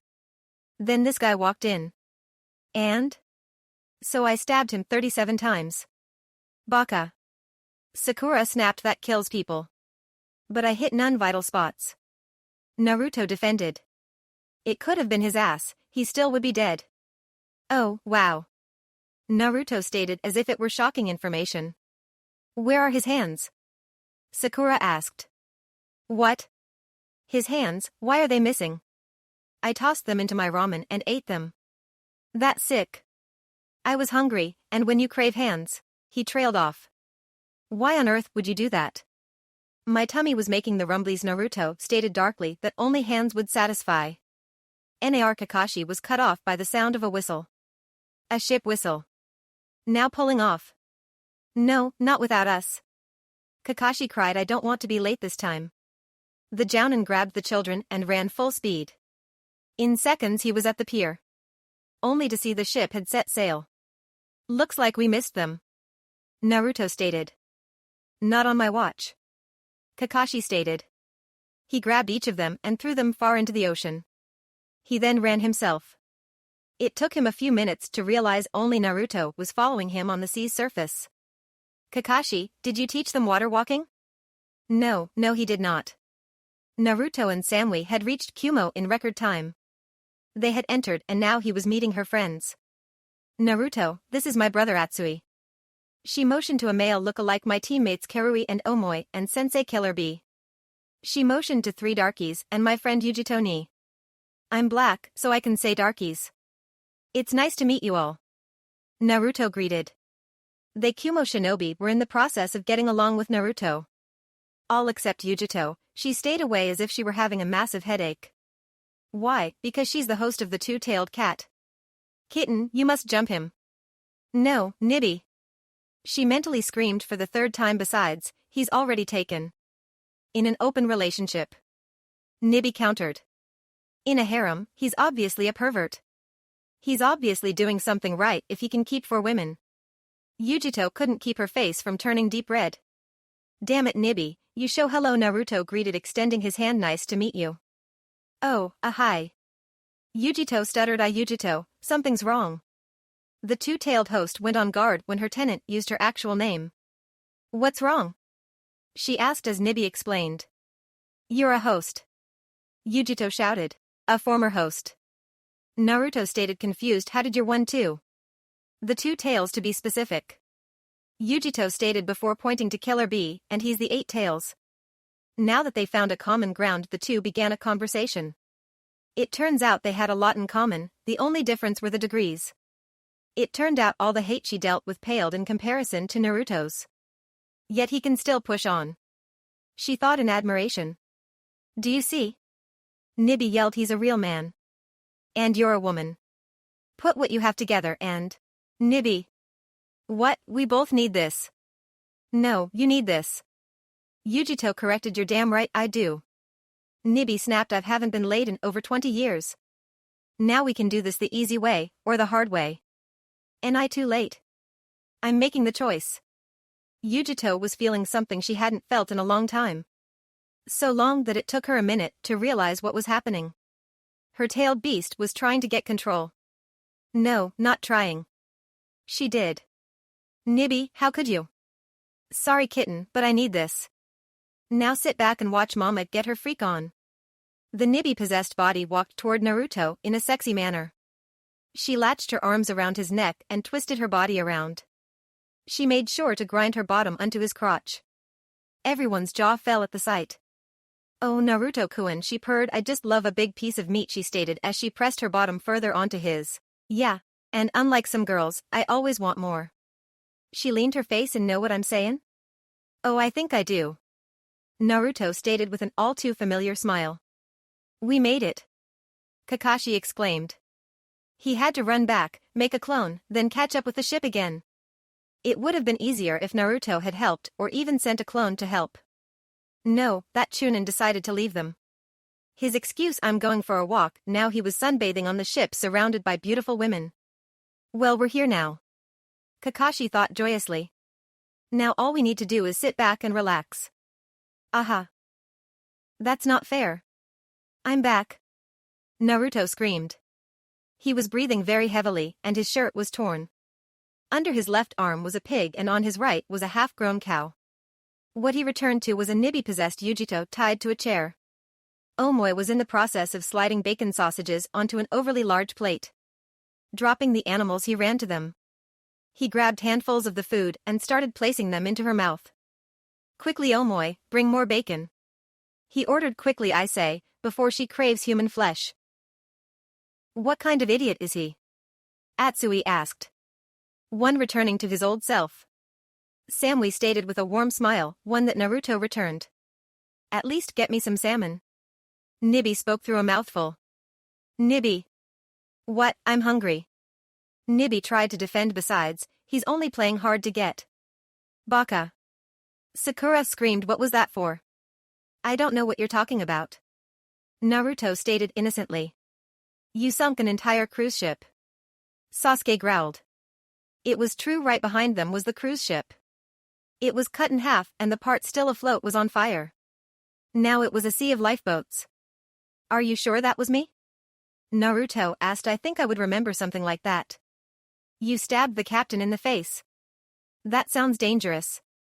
Naruto stated. You started headbutting people off the side of the ship. You even made out with the ice sculpture. It looked like one of my Heims. He tried to defend. Why? They asked as one in outrage.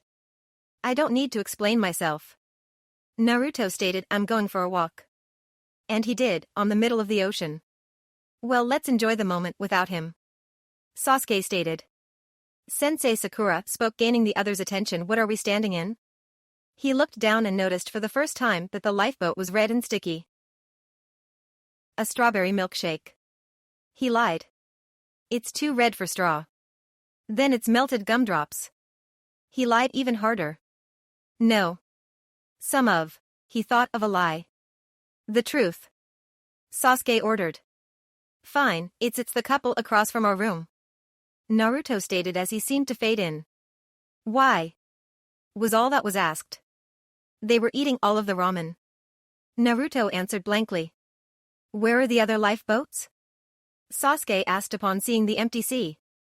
All eyes turned to Naruto. What? He asked too innocently. The lifeboats. Were? Kakashi growled. Well, looking at the moon and sun. Naruto stated scientifically, at the bottom of the ocean. He grinned evilly. I cut lots of holes in them. You're just worse than usual. Sakura screamed. Shu, do you hear that? Naruto asked. It's the sound of forgiveness. That's the sound of people drowning. Doe. Sasuke stated. That's what forgiveness sounds like. Naruto stated, screaming, and then silence. So Samui Heim. Naruto spoke. Is there a ramen shop around here? Yes, but not as good as Ichiraku. She answered. As they arrived, they ran into her team and Sensei again. Apparently there was a contest, there was a commotion they were called to solve. I'm telling you, your license is being revoked. Karui yelled. Why? The owner asked. Because you keep trying to sell everyone that same bowl of ramen. She answered. It's gone bad. There's no such thing as bad ramen. Naruto stated, making himself known. Where is it? Go get the ramen. The owner ordered to his assistant. Here you are, sir. The assistant returned with a bird cage. There in the cage was a bowl of the strangest ramen known to man. Its broth were a thick lime green that would pop with bubbles. The noodle itself was swollen and black but squirmed around. Why is it in a cage? The owner asked. It growled at me. As if known it was being talked about, the ramen growled. The action caused the civilians to run and hide. The shinobi all drew their weapons and formed in seals. Cowards, let's see how bad you are. Naruto stated as he opened the cage and grabbed the ramen. Whoa there, ramen, whoa. It continued to hiss and bark. When I say whoa, I mean WHOA. The ramen went silent. Good boy. Grabbing a pair of chopsticks, he took the first bite. He sat in silence. Well? The crowd asked expectantly, how is it? I taste death. He answered before foaming at the mouth. A moment later, he was being rushed to a hospital. Samui-chan, he weakly called. Yes, Naruto-kun. She asked through teary eyes. Wrap up that ramen. He stated, I'm not done with it. Naruto had been in the hospital for nearly half a day. Apparently, the ramen was so bad, it got past his immune system. He was fine now, but the doctors wanted to be sure. Now he had to wait until the doctors dismissed him. Naruto-kun, a voice purred. Nibi. Yujito shouted in protest, he's healing. Exactly. Nibi agreed, now he can't fight back. What? I'm a cat, I like to toy with my prey. You need to stop this. There ain't no brakes on this train. Why no brakes? Yes, Yujito-chan? Naruto asked, can I help you? No, she answered, but maybe I can help you. Well, if you don't mind, he began, could you hand me the bedpan? After sweat dropping, she did so. A minute later, he was finished and staring at Yujito. Is there something you want? The kunoichi crawled into his bed and straddled his hips. She leaned over and whispered. I want you to send me somewhere I've never been. She smirked. Know what I'm saying? He responded by wrapping his arms around her. Oh, I think I do. He answered. Naruto had done exactly as he was asked and sent Yujito Nibi to a place she had never been. I just hope she doesn't mind me leaving her there. He thought to himself. Now he was wandering around searching for his Harem. Hey you. A voice called toward Naruto. Yes. Naruto answered. Are you that Naruto Samui's been talking about? Yes. Here, from Killer Bee. He stated, handing Naruto a letter. Yo, your favorite 8 Tails hopes you get this mail. I'm hosting a music competition that describes me, Killer Bee. Be there or be a fool, you fool. Well, I don't want to be a fool.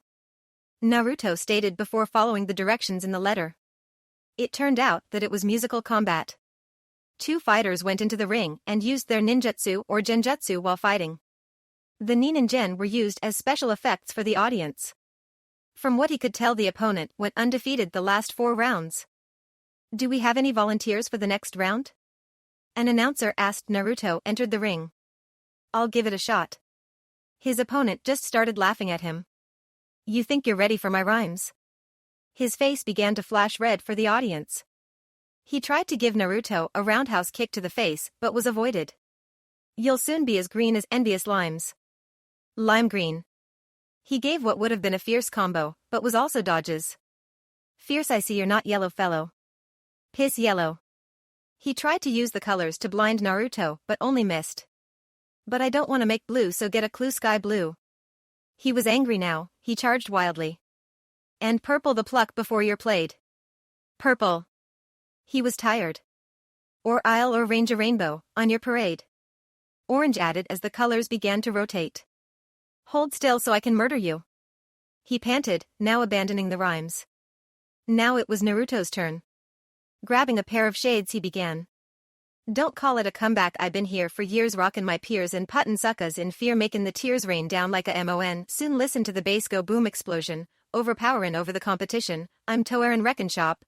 When I drop these lyrics that'll make you call the cops, don't you dare stare. You better move, don't ever compare me to the rest, that'll all get sliced and diced, competition's payin' the price. Chorus, I'm gonna knock you out, H-U-U-H. Mama said knock you out, H-U-U-H. Repeat 4x. Don't you call this a regular jam? I'm gonna rock this land, I'm gonna take this itty bitty world by storm, and I'm just getting warm just like Muhammad Ali. They called him Cassius, watch me bash this beat like a skull, cause you know I had beef wit. Why do you riff with me? The maniac psycho, and when I pull out my jammy, get ready cause it might go BLAAAW. How ya like me now? The river will not allow you to get with, Mr. Smith. Don't riff, listen to my gear shift, I'm blastin', outlastin' kinda like Shaft. So you could say I'm shaftin'. Old English filled my mind and I came up with a funky rhyme. Now it was time for the winner to be decided. That would be won by Killer Bee. The 8-tailed host walked into the ring. With tears in eyes, he offered his own shades to Naruto. The audience went wild, cheering for the blonde. Nibi was no longer amused. Ironically enough, Yujito was. When Nibi had asked for Naruto to send her to a place she had never been. He did so literally. He had sent her to the bottom of a lake. No more games. Ha ha ha ha ha.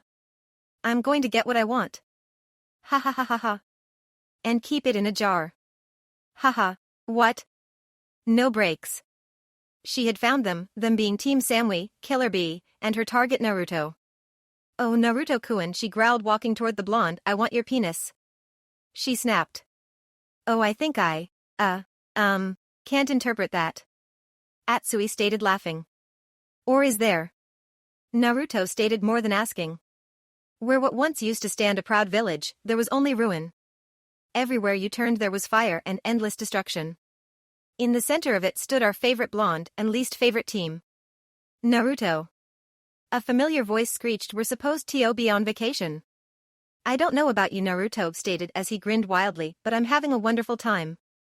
You toppled this village's entire government. Kakashi stated in disbelief. The people have spoken. Naruto stated, Viva la resistance. You pushed the resistance leader off a giant cliff. Kakashi shot. He was a traitor and scoundrel. He was stopping you from pushing other people off the same cliff. Before Naruto could reply, he let out a burp. A burp and a shoe. A burp and a shoe with a foot still in it. Did you eat somebody? Sakura asked in fear. Don't answer that. Kakashi ordered. We're leaving. Naruto gave a deep intake of breath. Before speaking, I should warn you that I filled our bags with flesh. Giving a deep sigh, Kakashi asked, what kind? Human meat, of course. As if it could be anything less. I'm not even surprised anymore. Kakashi stated. I think I've been issued a challenge. Naruto stated, well, I'll just have to try harder. Please don't. Sakura weakly begged. Nibi was confused. The other times, in some twisted way, she could understand the outcome with Naruto. She wanted meat, she got it. She wanted to go somewhere she'd never been, she went. And wasn't going back. She wanted his penis. Now she was at a lose. In front of her was Naruto, wearing a human-sized fish. Not an outfit, but a fish he's caught in the sea. He had gutted it and climbed inside. Wait, Naruto shouted, this doesn't make any sense. Sex, Baka. Nibi shouted, I want sex. I know. Naruto stated, but Yujito doesn't. The entire area went silent. What do you mean? Nibi asked as he explained. Naruto had felt the shift in the chakra when Nibi took over and knew what was happening. He would have said something but trusted in Yujito's faith in Nibi. She did not take this well. Fuck you, fuck your cock, and fuck Kyubi. She shouted, giving control back to Yujito. I'm going back to my cage to masturbate. So you had no intention of sleeping with me? She asked almost sulkily. Not unless my Heims are okay with it. Naruto honestly answered. I'm cool with it and the others wanted you to. Samui stated. What? Nibi heard and took recontrol. Hold still. She ordered, making her way to him. It's not your first time, so I won't be gentle. She continued, relax while I grab hold of your assets. I need an adult? I am an adult. No one in Kumo slept. This is why the third Hokage wasn't happy. He had to deal with the foolishness from Naruto. Not the real one, the clone. He had ended the 2-week-long vacation in just 2 days. Sinking a cruise ship. So what if they were all missing Nin? Destroying an entire village. So what if the villagers were planning a coup? He had to punish Naruto for. Where is Tsunade? He asked. She should be the one dealing with this. I gave her the day off. Naruto answered. He was cut off. Before you speak, Naruto began seriously, you should know I'm not the real Naruto. Then where is he? The third asked nervously. He's in Kumo raising hell. Tell him to pick up some Kumo brand tobacco for my pipe. With a nod of his head he drew his swords. Piercing one through his heart and the other in his stomach. He gave a bloody smile before going up in a violet light. Say what you want. The third spoke to himself, but he knows how to die in style. It was time for the real Naruto to leave. He was in the process of finishing his goodbyes to his new friends. Now all he had to was peacefully leave. Damn do as I say, bitch. An arrogant voice screeched, "Do you think I'm playing?" Some civilian from the Kumo Council was in the process of harassing Yujito. "Leave her alone," Naruto ordered.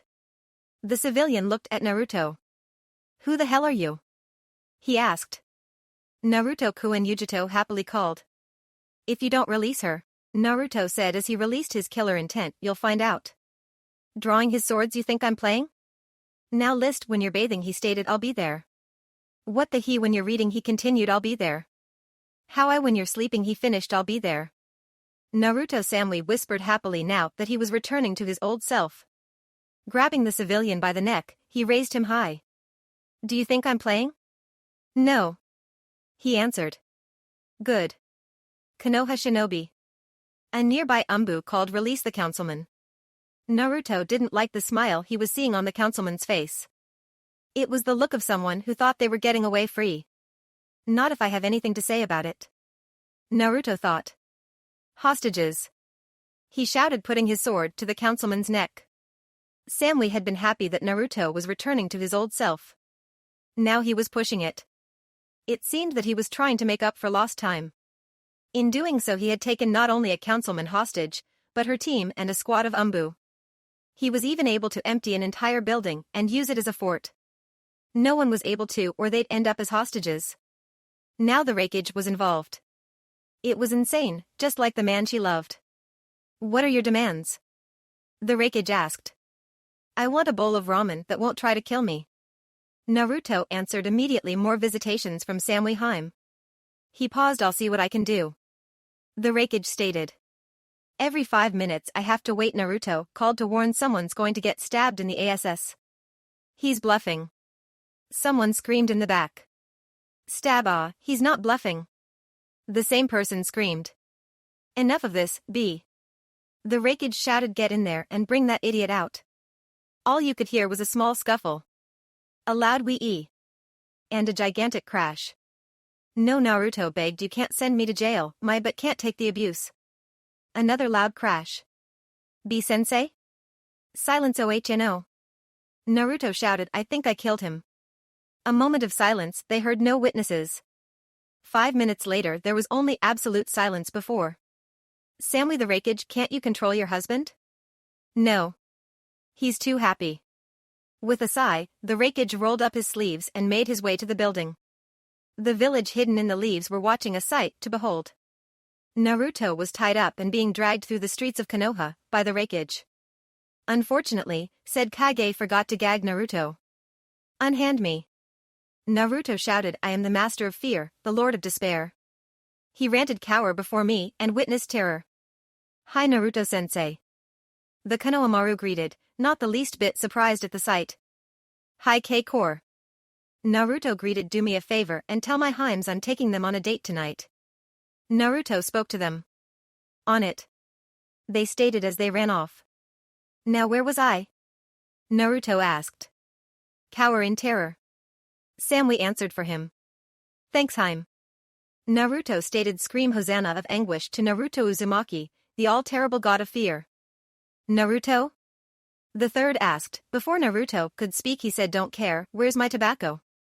"Right here." He handed it over before returning to his rant. "Worship me, fools, worship me," he screamed to the Raikage and Konoha civilians. And in exchange for him not setting foot inside Kumogakure again, the Raikage spoke. "We wish to open a full alliance with Konoha." "Deal," Tsunade stated. "Let's seal it over sake." "Does this mean Samui Heim can visit more?" Naruto asked from inside his cage. "Yes." "Can I come out of the cage now?" Naruto asked.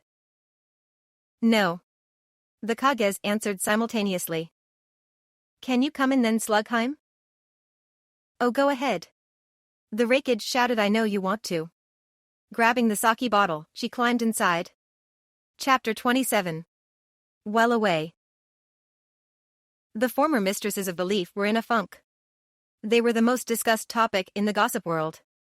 They were once some of most respected and feared kunoichi in the Leaf. Now they had lost their title and the respect with it. Well, some of us, Enko thought bitterly. She got to keep her title as mistress simply because it was a waste. It also affected them on a personal level. Kurenai couldn't teach her team properly. Hinata would constantly attack her, both verbally and physically. It's amazing what anger can do for that girl. Kurenai thought. Yugo had lost face in public, but it wasn't totally bad. As a member of Umbu, she was constantly concealed to the shadows. Enko had become a laughingstock. Everyone had heard the comment from Naruto on her going soft. Now she had to take it out on her victims in interrogation. That ended in quite a few deaths, which is the same as sloppy work. Hana was in trouble with her mom. Anyone who's ever been in trouble with their mom knows that nothing else needs to be said. Another piss drop in their sour lemonade was Naruto. The boy who had made them lose control and then defeated them.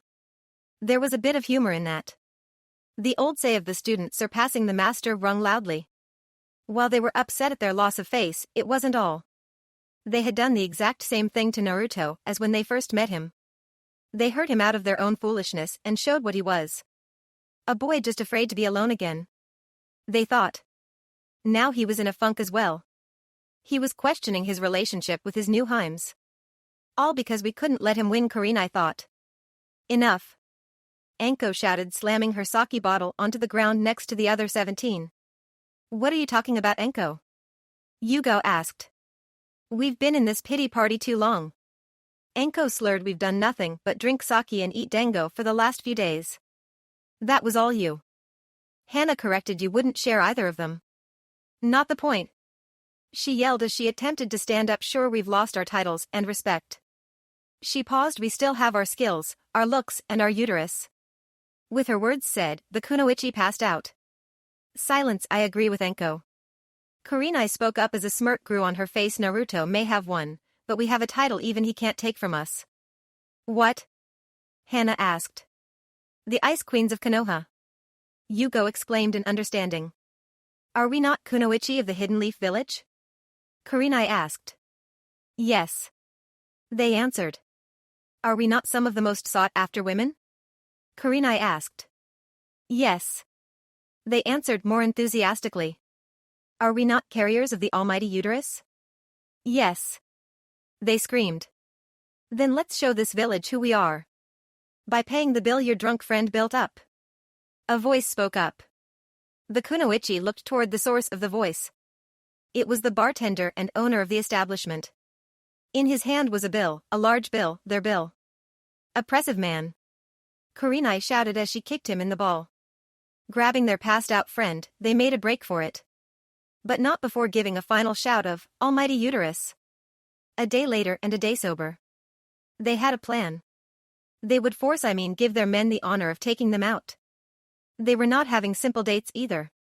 No, they were going to paint the village red. Who cares if they had a hard day? Who cares if they had to work in the morning? Who cares if they had to go on a S-rank mission? They would not be denied. They would go out and be treated to a lovely evening. Sexy outfit? They listed. Check. Lovely evening planned? They listed. Check. Men?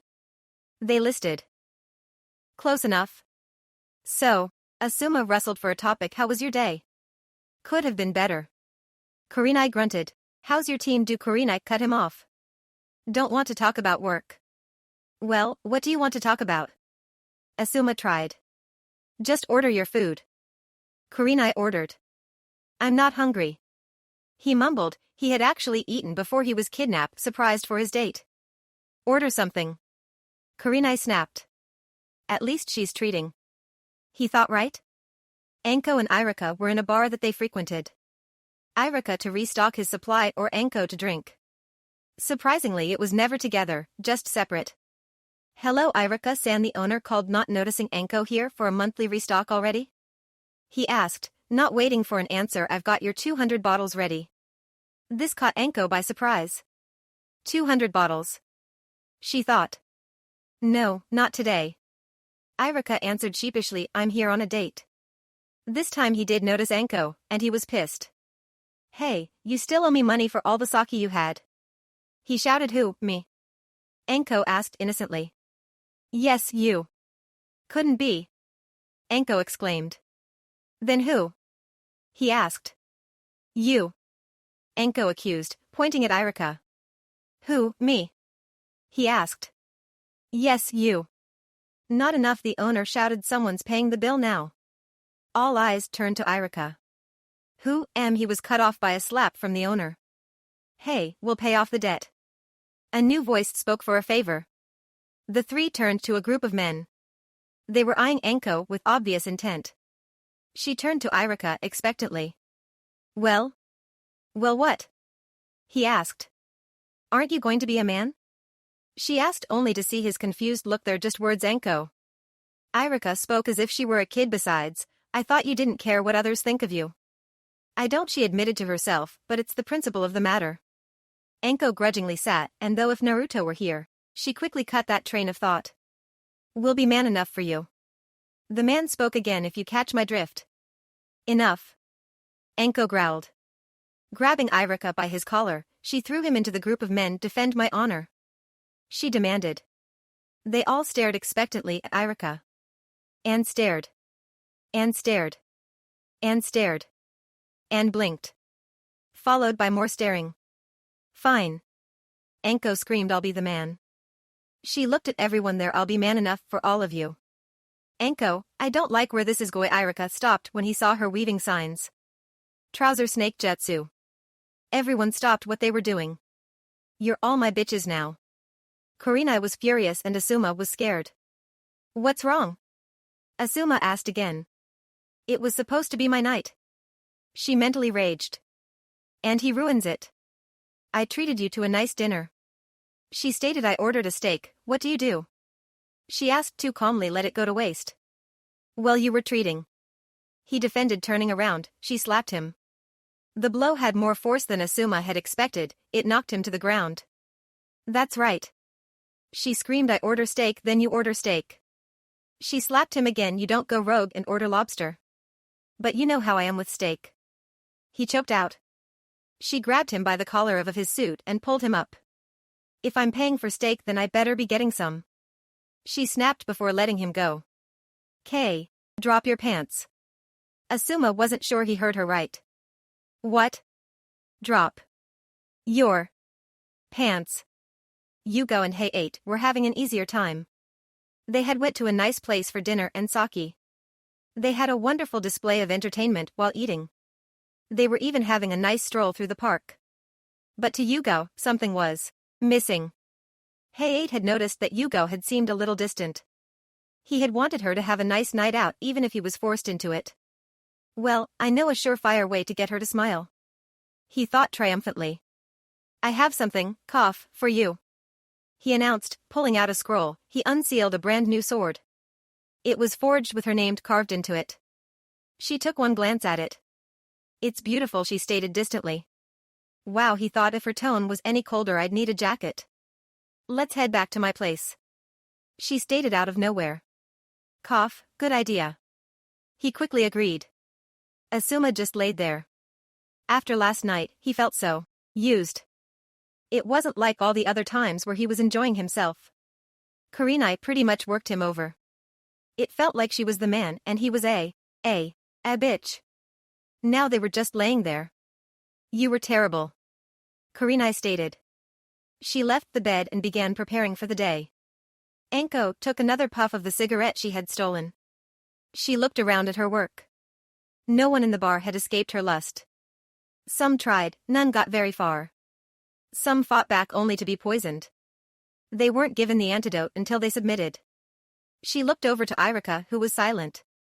Well, Irika, she began, I had fun. She was met with silence. Not in a talkative mood, huh? She asked. Well, I'm not surprised. I have to go see the girls, so you should try screaming less.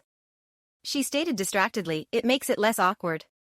Whimper Hey-8 had to admit he was disappointed. It felt as if the night before had been mechanical. As his thought continued down their path, he felt a shift in the blankets. Yugo was up and leaving.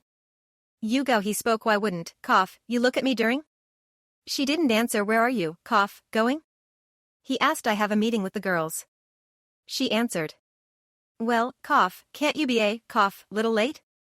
He asked. We, never talk. She paused long enough to glance at him. Feel free to raid the fridge, but be gone by noon. She stated. Ouch, he thought, pained. As she made her way to the door, he made one last attempt. Yugo. He called, stopping her. I love you. She closed the door. Well, Hannah stated as she looked at her friends, how were your dates? A disappointment. They answered, and yours? I didn't go on one. Hannah admitted, she stayed home and ate ice cream. No one wanted anything to do with me. She looked at her friends. Well, dish. So the ice queens did. Wow, even I think that was cold. Anko stated to Yugo. Yeah, well, you're going to jail. She retorted. So are you, Kurenai. He wanted it. The former Genjutsu mistress stated, even if he didn't know it. A moment of silence. So what do we do? Yugo asked. We dump them and find someone else. Anko stated. They'd all just be a downgrade from, don't say it. Kurenai ordered. They sat in a tense silence that wasn't broken until someone yelled. The Raikage is dragging Naruto back. The village hidden in the leaves were watching, a sight to behold. Naruto was tied up and being dragged through the streets of Konoha by the Raikage. Unfortunately, said Kage forgot to gag Naruto. Unhand me. Naruto shouted, I am the master of fear, the lord of despair. He ranted, cower before me and witness terror. Hi Naruto-sensei. The Konohamaru greeted, not the least bit surprised at the sight. Hi K-core. Naruto greeted, do me a favor and tell my Himes I'm taking them on a date tonight. Naruto spoke to them. On it. They stated as they ran off. Now where was I? Naruto asked. Witness terror. Samui answered for him. Thanks Hime. Naruto stated, scream Hosanna of anguish to Naruto Uzumaki, the all-terrible god of fear. Naruto? The third asked. Before Naruto could speak he said, don't care, where's my tobacco? Right here. He handed it over before returning to his rant, worship me fools, worship me. He screamed to the Raikage and Konoha civilians. It wasn't until a few hours later that they left the Hokage's office. Apparently Naruto had caused an alliance between the two villages. After the agreement was struck, Naruto and Tsunade went at it. They didn't even stop when the Raikage asked to be let out of the office. At this the former mistresses laughed. They laughed so hard that tears fell. Soon the laughing stopped, but the tear didn't. They were outright crying. I remember when Naru-chan and I had sex at the most awkward moments. Anko stated. He satisfied me. I remember when Naru-chan was willing to treat me lovingly and still give me space. Kurenai stated. I remember when Naru-chan would always make me laugh. Yugo stated, I remember when he made me feel loved. Hannah stated. They sat in a silence of true understanding. So it's agreed. Kurenai stated, we get off Naruto's shit list.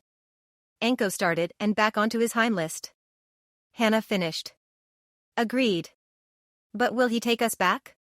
Anko asked in a rare moment of worry. I think you all know the answer. A new but familiar voice stated. They turned to see. Chapter 28. Confrontations. The current Himes, Tayuya, Kyubi, and Samui. What the hell are you all doing here? Anko asked, and what do you mean we know the answer? Kurenai joined. The former Himes glared at the current ones. Well, we were on a walk to meet Naruto for our date when we overheard you four. Samui answered. We just want to warn you bitches. Tayuya spoke, stay the hell away from our Naruto. Anko stepped forward with a confident smirk. Hey, if don't want us being near him, that means you're worried our chances of getting him are pretty high. She knew how this game worked. Too many women were suspicious if she were around their men for more than 5 seconds. Wrong. Kyubi stated, we're worried that if you somehow worm yourselves into his heart, you'll just break it again. We won't. Hannah whispered, we just want him to love us again. There was pain in her voice, a pain that all four of them shared. It only grew whenever they saw the new Himes on Naruto's arm. Two of the greatest pains known to both man and woman. Guilt and heartbreak. A pain that could only be healed with 2 things. Forgiveness and love. Well, don't get your hopes up. Kyubi stated, I know Naruto is forgiving, but getting something like that is near impossible. Well, we'll just have to see about that. Hannah growled.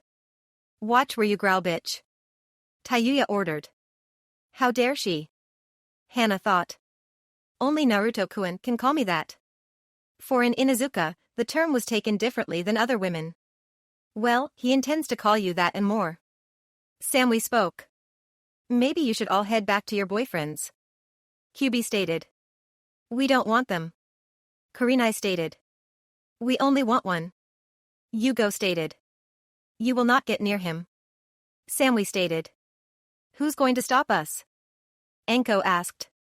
Samui drew her sword while Tayuya drew her flute. The former mistresses drew their weapons as well. Naruto will be ours. Hana snapped. What? The former mistresses turned to see their now ex-boyfriends. Asuma, Hey-8 and Irika. When a man finds out their woman loves another man, there are 3 reactions. Self-doubt, what did I do wrong? Betrayal, how could she? The most common, however, is the strongest. Rage, I'll kill him. That reaction was going in full swing for the male trio. And they all had the same target. Naruto. A shudder went down our favorite blonde's spine. What was that?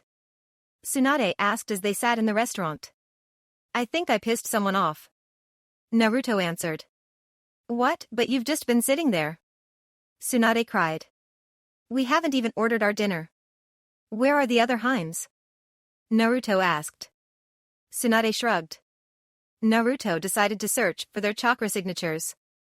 To do so, he needed to spread out his range and feel for them. First he felt Tsunade Heim. The customers in the restaurant. The citizens going about their day. Asuma, Hey-8 and Irika moving toward him in anger. More civilized what? He felt the male trio's chakra constantly go off. A obvious sign of anger, that and the killer intent. Naruto Uzumaki. They screamed, I haven't even done anything. He spoke to himself. They entered the restaurant like savages. Their weapons were drawn and their killer intent flowed out like a river. What is going on? The Hokage demanded. Your precious boy toy has stolen our girlfriends. Asuma spoke again. How in the... Tsunade was at a loss. You know what? No. Snapping her hands, the Umbu guards were out. They had surrounded the men and were ready to strike. She turned her attentions to Naruto. Or at least where he was supposed to be. The Heims and the mistresses were at a standstill. Kurenai and Tayuya. Yugo and Samui. Hana and Kyubi. Anko and Naruto was standing between the Umbu and the intruding men. And he was angry. His rage had caused the bit that was being directed toward him to fail. They felt as if they were having a physical weight adding pressure unto them. It was enough to force all 3 of them to their knees. When they finally raised their head, they saw Naruto swing his elemental sword. Chakra-laced wind. Not the kind that cut everything to shreds. It was more pressure. They were blown outside of the door onto their backs. Naruto made his way out to them. The Umbu decided to stay back until the Hokage ordered differently. What is going on? Naruto asked them, why are my Heims fighting against your girlfriends? That's what we want to know. Hey-8 screamed. Well, we are going to go find out. Naruto stated, well, come on, or do I have to drag you? I can't feel my legs. Irika moaned in agony. Dragging it is. Naruto. Tsunade called, I'm assuming our date is cancelled. Naruto nodded in reply, well, I'm grabbing some sake and heading back to the office. The women had been squaring off since the men had come and gone. They had been flaring their chakra, trying to intimidate the opposite group. Now they were going to strike. They each took a step forward. They had expected a lot of things. A jutsu. A war cry. A bitch slap, even a kunai. What they didn't expect was for Naruto's Kusanagi blade to come crashing down between them. The blade was imbued with so much force that instead of sinking into the ground, it caused a quake. If that wasn't enough, Naruto wasn't wielding it. But he was close. Here it comes. Tayuya stated. We've experienced it before. Yugo thought. This aggressive aura. Kurenai trembled. This fighting spirit. Hana admired. This demonic aura. Anko relished. This hate. They all feared. They had felt Naruto's fear power many times. But even now, they were rarely on the receiving end. For the Heims, it was like being in a pair of strong and protective arms. For the Ice Queens, it was like having the cold steel of a blade to their necks. Naruto. All 7 women spoke. Ice Queens. Naruto stated, what are you doing here? The Ice Queen looked to one another. This was their chance to tell how they felt and beg for forgiveness. Well, Naruto, Kun. Kurenai spoke hesitantly, gaining a raised eyebrow. She motioned to her friends, we're having a serious discussion, and we were hoping. We want you to take us back. Enko stated. Naruto looked at the women he once called sensei and lovers. He looked at his Heims to see if it was some kind of joke. One look said the situation was real. They expected shouts of protest, anger, disbelief. They had even prayed for forgiveness. What they got was laughter. Not a mocking laughter or even his usual madness. It was a laughter as if he had been told a funny joke. What's so funny?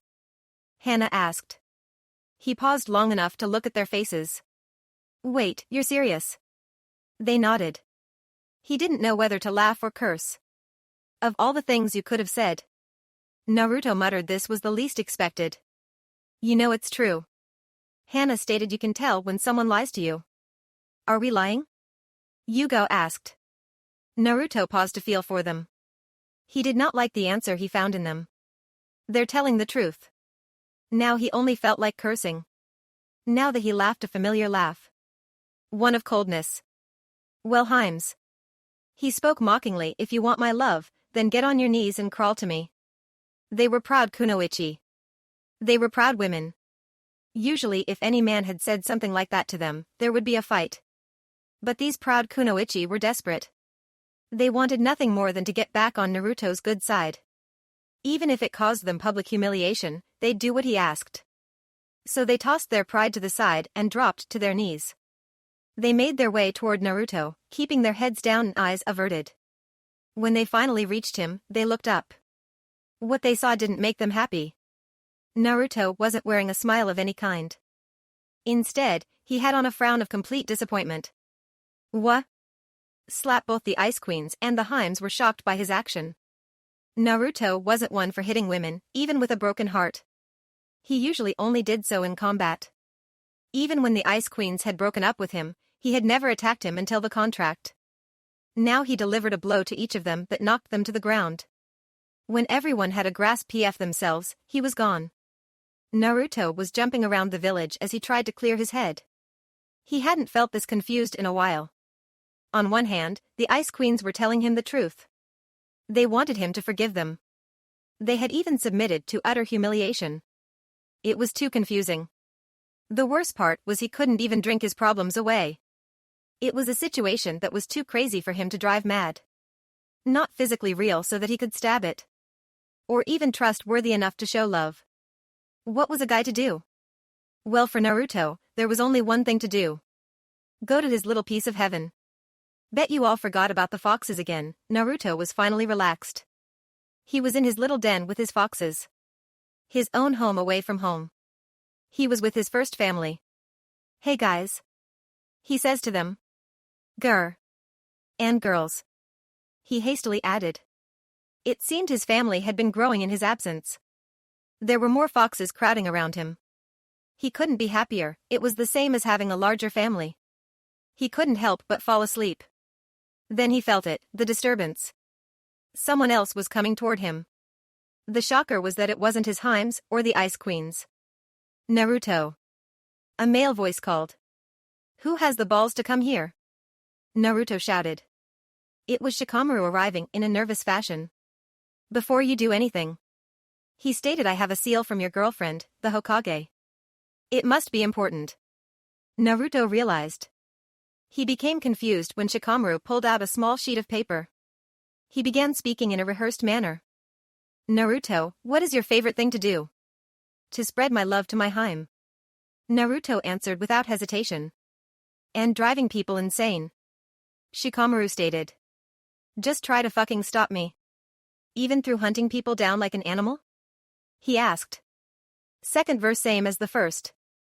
Naruto stated, now put me on a plane so I can put them in a hearse. It's too troublesome to ask what you just said. Shikamaru stated, here's the mission. Naruto 2-1 peek at it. The mission. Retrieve Sasuke Uchiha dead or alive. Chapter 29. The hunt. Do you understand the mission, Naruto-kun? Tsunade asked. Yes. He answered happily. He was on a mission to retrieve Sasuke Uchiha. If that couldn't be done, then execute him. All he had to do was keep minimal damage to the body and return it. The most important part being the eyes and manhood. So, who's on the mission? He asked. Shikamaru, who did you choose and where are they? Tsunade asked. The team already left. Shikamaru answered before giving a yawn. What? Why aren't you with them? Naruto and Tsunade screamed. I fell asleep. Tsunade Harem. Naruto spoke, never taking his eyes off Shikamaru. I'm going to go ahead and request command of this mission. Granted. Taking Tayuya with me, bye. So shithead. Tayuya spoke as they jumped through the forest. Why did you bring me? Since you're Orochimaru's former ninja, I thought you could give me some info on whoever we run into. Tayuya had to admit, it made sense, plus, I feel we don't spend enough time together. You think that about all of us? Tayuya stated. Before Naruto could reply, he felt the first chakra signature. It was Choji and another signature, one that felt familiar. Well, I'll find out who it is when we arrive. As soon as they arrived, they saw the results of the first battle. It was Choji and one of the Sound Four. While Choji looked to be on his last leg, the Sound Nin was on, breathing lightly. And in Curse 1. Naruto saw that Choji was about to eat a red pill. Must be some kind of soldier pill. He thought. It was when Naruto saw him hesitate that he knew something was wrong. It must be dangerous. He reasoned. Unlike most of the ninja, Choji started off nice to Naruto. He didn't need to think about what he would do next. Drawing his sword, he pushed out wind chakra. It hit the pill, destroying it, without so much as scratching Choji. Choji looked at the destroyed pill in his hand. His determination was replaced by fear. Fear that fed Naruto. Naruto. Tayuya spoke. That's Jirobo, he's the weakest of the Sound Four, but also the strongest. Tayuya then turned toward them. Can you distract him while I rescue Choji? He asked, receiving a nod. Hey, fatty of a fat bastard. She shouted. What? Choji and the Sound Nin screamed. Jirobo was the first to recover. Hello, traitor. He greeted. I'll deal with you as soon as I'm done with this weakling. Crushing palm. The blow was strong enough to break stone. It would have done much more had it not been blocked by Naruto. More specifically, the Kusanagi. If you hadn't been forcing chakra into your hand. Naruto spoke. This blade would have skewered it. Konoha trash. Jirobo growled. More of you just pop out of nowhere. He smirked. Well, that makes more to crush. That's right. Naruto stated calmly. You can write, because you're the biggest and strongest, right? That's right. Wrong. Jirobo of the Sound Four. Naruto whispered. I know what you're afraid of. As Naruto spoke, his form began to dissolve into mist. But the mist never had a chance to falter, it began to reform into a new figure. Tsunade. What the? A powerful blow silenced him. You're afraid that you aren't the strongest. Jirobo began to stand, now enraged but steady. Naruto may be able to change into a person, but he didn't become them. That meant no super strength. Never. Jirobo shouted as he returned the blow. I'll be the strongest. Really, but you rely on chakra and false strength. The mist returned. Not again. While others train themselves to be strong on their own. He spoke to continue fanning our youthful flames. Guy. Enough of the useless Genjutsu. Jirobo shouted. Fight like a man. Fine, no reason to drag this out. Naruto stated as himself. Yes, now I'll kill you and the traitor. He proclaimed. How is a dead man going to do that? Naruto asked. What? Jirobo asked. You think you can kill me? You're already dead. Naruto answered. Just under a Genjutsu that slows time. While drawing a kunai, Jirobo cut himself, breaking the Genjutsu. Only to see a fatal cut on his body. He was dead before he could scream. Naruto, Choji and Tayuya were running through the woods again. From what Choji told him, they were up against the remaining Sound Four. I sense Shino up ahead. Naruto stated. At his words, Tayuya started laughing. What's so funny? Choji asked. If he's up against who I think he is, you'll laugh too. She answered. They arrived. It was a fight between Shino and Kidamaru. Naruto starred hard. The area was full of webs and beetles. Inside one specific web was Shino. That's right, Shino was stuck and had his beetles spread out around him in a defensive position. But he himself was trapped and nearly helpless. How's it hanging? Naruto asked. I'd will kill you, Shino stated. Naruto opened his mouth, only to close it. He repeated the action several times. I can't think of anything else to say, Naruto admitted.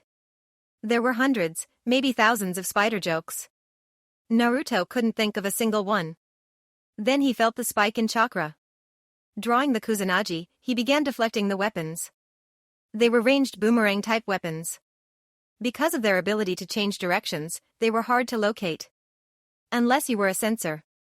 Aiming the Kusanagi blade in the opposite direction, Naruto let it extend. It pierced through the tree, forcing Kidamaru back, just barely missing him. Back into someone's chest. You shouldn't try hiding from a sensor, Naruto stated. Kidamaru was no fool. Jumping back, he tried to make a run for it. He dashed the opposite way further into the forest. Looking sideways, he saw Tayuya beside him. She drew her flute. Before she could get the first knot out, he jumped. He angled through the tree with the skill worthy of a ninja. Only to see Naruto at the end of his path. Can I cut you yet? He asked. With a scream of rage, the Sound Nin lunged for Naruto. Using one of his fists, he threw a strong jab. Naruto was ready and grabbed the fist. With his grip on it, Kidamaru couldn't get free. I won't go that easy, Kidamaru shouted.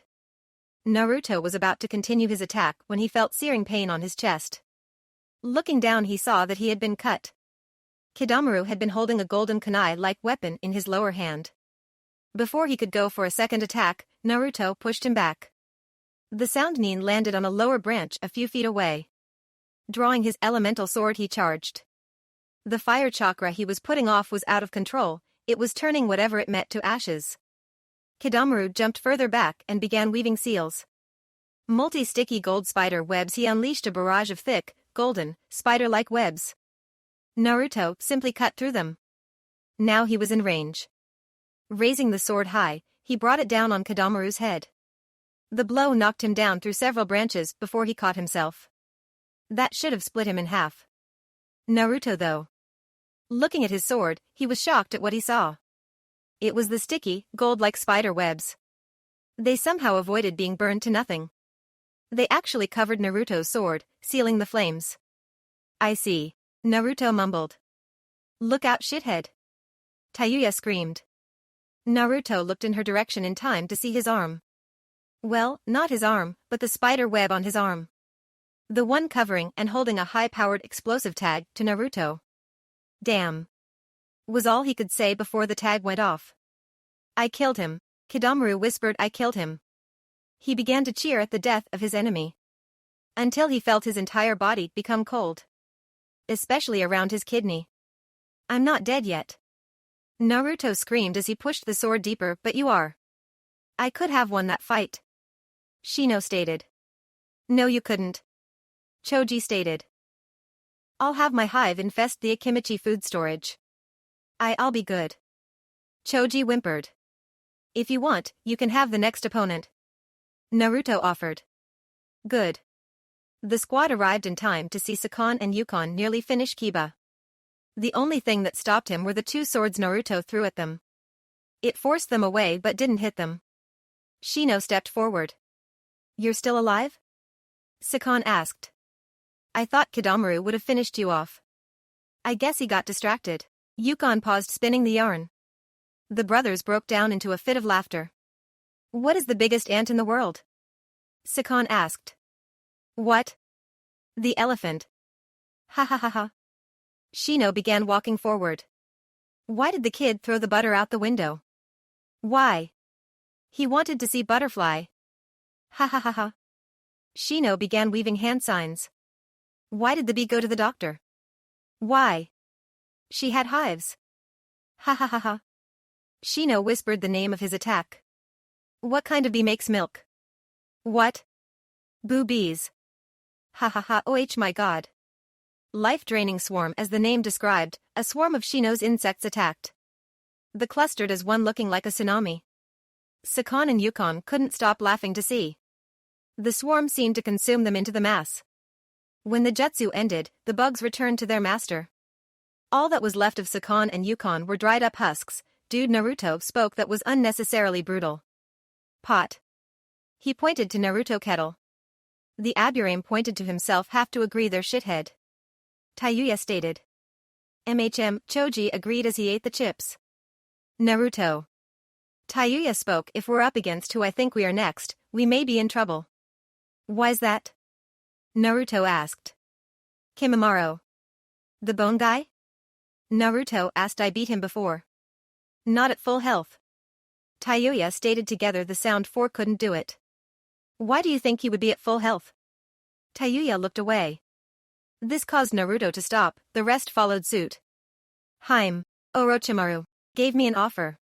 She spoke, bring the Uchiha or die by the rejuvenated Kimimaro. She looked Naruto in the eyes. I chose to stay with you. I believe you. He answered. But how strong can he be? Naruto asked. The tree near his head shattered into pieces. Hello, trash. The Kagaya greeted. Naruto looked toward the rejuvenated Kagaya. Naruto could feel the chakra coming off him. It was on a different scale than before. He's using the curse mark at level 1 and yet he's stronger than Gaara. Naruto thought. Where is Sasuke Uchiha? Naruto asked. That is of no concern to you, trash. Harem. Naruto spoke in a serious tone. Cloak yourself and the others in a genjutsu and hide. Kiba didn't like that plan. Wait a minute, Dobe, I can still. He was silenced by the tree near his head shattering. Hide, you say? Good plan. Naruto stood his ground in front of the group. He needed to wait until they were safe and hidden. Digital shrapnel. The Kagaya fired 10 bullet-like bones from the tip of his finger. So that's what he's been using. Naruto thought. He knew what they could do when sick. He didn't want to find out what a healthy one could. Let alone 10.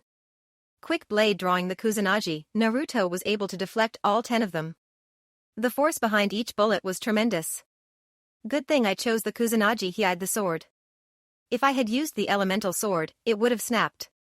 Naruto looked back toward Kimimaro and realized something. He had made his first mistake. He took his eyes of the enemy. The Kagaya was no longer on the branch. He was now in the air initiating his next attack. Bracken dance from his chest. A forest of sharp bones flew out. They rained down on the young blonde in tremendous numbers. Only one thing I can do. He reached into a pouch and pulled out a scroll. Dodge. From the scroll came a wave of kunai. Attacked to the kunai were high-grade explosive tags. Each one connected with a bone pillar and activated. The explosions didn't destroy all of the bone pillars, but they destroyed enough. When the smoke cleared, Naruto was gone. Where is he? Kimimaro asked himself. Black flower's petals began to reform into Naruto behind the Kagaya. He crossed the blades in front of the Kagaya's neck. Nowhere to run. Naruto stated. Surrender. Never. Kimimaro answered calmly. Too calmly. The Kagaya suddenly sprouted dagger-like bones from every part of his body.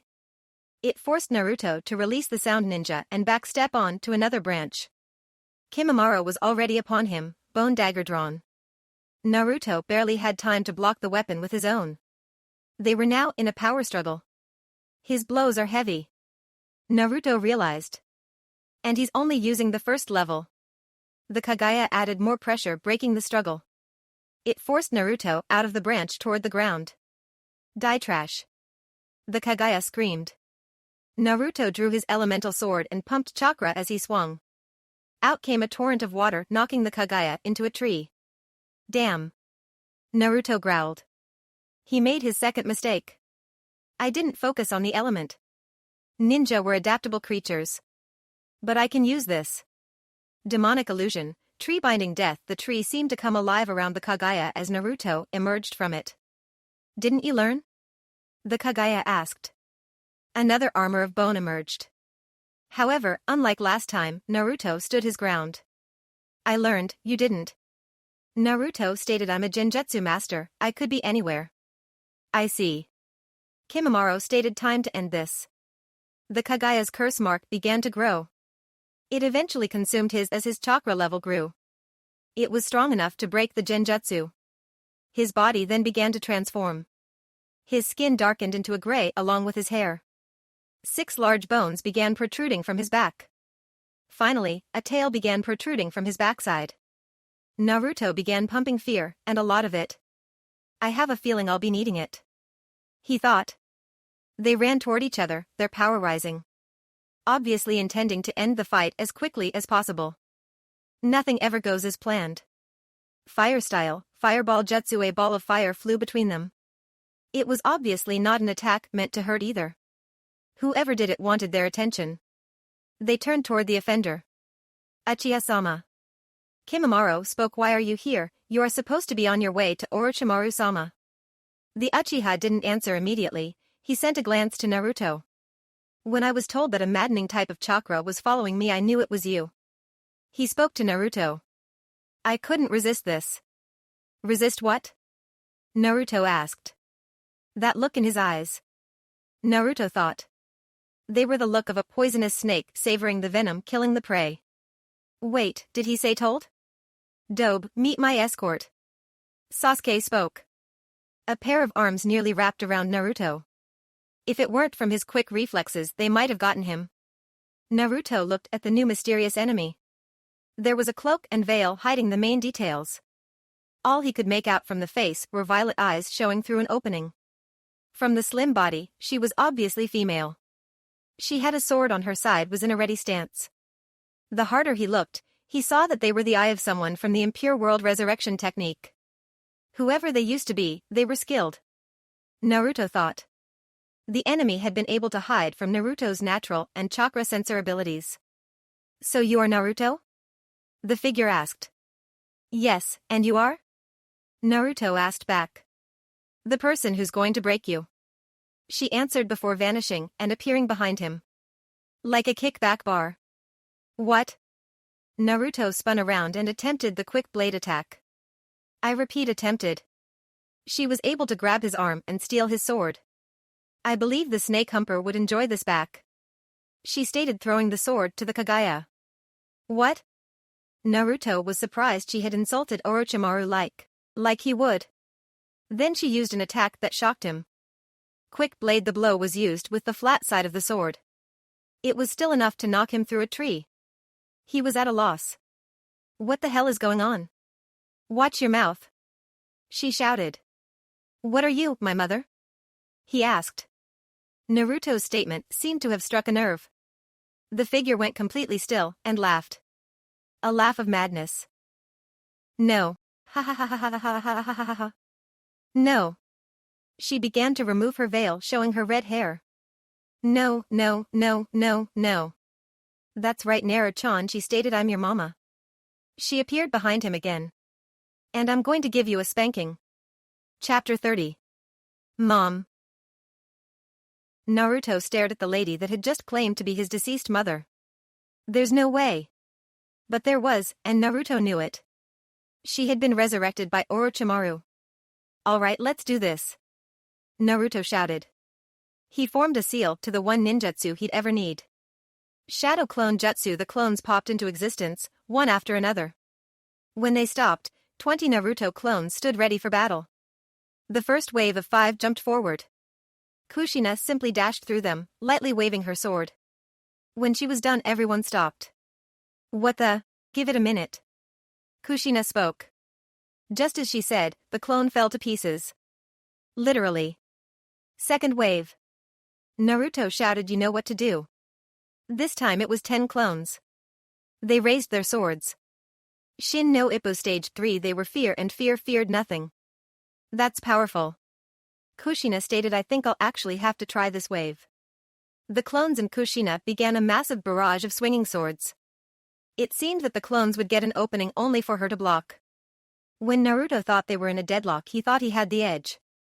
He could send more clones in and turn the tide. That's what he thought until he heard it. Patty cake baker's man. She took down 5 clones. Bake me a cake as fast as you can. And the other 5 go. Third wave. Naruto shouted to his last 5 clones. Fuck you. They shouted before running the other way. What? In Konoha. Everyone's least favorite 9-tailed fox was enjoying a nap. That was until she felt a something so familiar that she was startled awake. Everything okay? Tsunade asked. I sense a presence, she stated as she strained for the answer, one I haven't felt since, one from a past life of hers. It was that of her previous host. Kushina. Come on, Naruto-kun. Kushina spoke. Surely you can give your mother a better challenge than that. Hey bitch, who the hell are you? Tayuya snapped, breaking the Genjutsu. You think it's fucking funny to make that claim? She drew her flute ready to attack. Kushina smiled, freezing Tayuya in place. Let's go, Akamaru. Kiba ordered. The dog user drew a kunai and charged. If he had paid attention, he would have noticed his companion didn't. Kushina caught his hand. Look at me, boy. Kushina stated, put your weapon away. Jutsu don't stop me. Kunai don't hurt me. Look at me. Kiba had no choice, the fear was too much. I am a pilot error, I am fetal distress, I am the random chromosome. I am complete and total madness. I am. Fear. She released him. Naruto. Tayuya started. I think she's. Don't say it, please. Naruto stated in tone they were unfamiliar with. I know. He admitted, she's my mom. What did you say? Tsunade asked in disbelief. Kushina's back. Kyubi stated. But something's off. It seems she's not really alive. Tsunade understood. Orochimaru, you bastard. You're the fastest. Tsunade stated, go after them, I'll inform the others. In a blur the demon was off. Naruto stared at the women before him. You know, I've always wanted to know about you. Naruto stated, if you had abandoned me or if you really were dead. Both I and your father loved you and still do. Kushina stated warmly, don't you ever doubt that. Thank you. He had needed to hear that answer for years. Naruto, you know that you need to stop me. She stated. I can't. He had just gotten his mother, how could she ask him to do such a thing? I just can't. Enough of the emotional discussion. Kimimaro stated you were given an order to ensure that the Uchiha made it to Orochimaru safely and that nothing stood in his way. Kushina stated, I was also told to follow the Uchiha's orders. What were they again? Slay the blonde nuisance. Sasuke stated proudly. So if you took the Uchiha and went to Orochimaru while I fought? She began, then I wouldn't be breaking any orders. Fine. The Kagaya stated, let's go, Sasuke-sama. No, I won't leave until I see the dope dead. Sasuke shouted, now kill him. As you wish. Kushina spat. She charged forward with her own sword drawn. It was an exact copy of Naruto's fox sword, even down to the red blade. The speed was overwhelming. Naruto never even had the chance to put up a decent guard until it was too late. He would have been beheaded if it weren't for one thing. Kyubi. In a blur of red, Kushina had been split in half by Kyubi's red and demonic claw. They watched as her 2 halves fell from the trees to the ground. Mom. Naruto cried. Kyubi, what did you do? There isn't much time, Naruto. The demon rushed. She'll heal in a matter of seconds, you have to AAH. A pair of glowing chains were wrapped around her. The pressure was too much for her to break free of. Even with all of her power, she was helpless to the chains. Naruto followed the chains to their wielder. A second Kushina. It seemed that she also knew the clone technique. Kushina was back up and studying the situation. She would have made the clone crush the demon until she felt something. Sasuke-sama. Kimimaro stated, we must leave. I said no. But Orok, I don't care what you master ordered. Sasuke snapped, I'm not leaving until he was silenced by a chop to the neck. No one disobeys Orochimaru-sama. Kimimaro stated, not even you. Grabbing the boy, they were off. Naruto was leaking a lot of killer intent at his mother. It was obvious that he was struggling with himself. Fight and kill the mother you always wanted. Or let one of the ones you love die. I sense a strong urge to kill me. Kushina stated good, now just cut me down. She didn't give him a chance to respond. They were quickly stuck in a power struggle. Quick blade, the two unleashed an attack of speed nearly impossible to follow. Both were trying to get the upper hand of the other. Both were trying to hold themselves back so that they wouldn't hurt the other. But under that, if you stared hard enough, you would see smile. Kushina, a smile of pride at her son. Naruto, a smile of love. They broke apart, jumping back 5 feet. They began running around each other in a full circle at top speed. Fox glare. Naruto had hoped to catch her by surprise. It did, for a second. A second later and it was broken. The technique only worked on those with a weaker will. This kunoichi did not have a weak will. What was that? She asked. The fox glare, it allows me to master Genjutsu and collect fear. He answered it was a gift given to me from Kyubi. He noticed her looking down and shuffling her feet. What? Kyubi never gave me that ability. Kushina sulked. I did give you the ability to manipulate fear. Said demon struggled to speak. Yeah. She admitted, but not the fox glare. Are you shitting me? Naruto exclaimed. We are in a bat. Whoa. The mother grabbed Naruto by the hand and pulled him over her knee. She then began spanking him with the flat side of her sword. No cursing, sweet boys don't curse. She paused at a realization. I'm giving you your first spanking, yeah. Naruto could only lay there and take it. Flower petal escape. He was gone in a breeze of black petals. In his place was a scroll. This scroll has been glued to your hand. It will now release a stream of kunai that will tear you apart. Have a nice day. That's not fair at all. P.S. We don't give a fuck. Dodge. The word was shouted throughout the entire forest. It's still not enough. A voice spoke behind him. Naruto spun around to give a diagonal slice to his mother. It was easily sidestepped. Damn, she's good. He mentally screamed. Need to try and read her movements. She began with a one-handed thrust. He was able to slightly sidestep it so that it missed his head. It did, however, cut a few strands of his hair. Next was a slide slash that nearly finished him. He was able to dodge again. Kushina then brought the sword down for a vertical slash. Naruto raised his own sword, stopping her.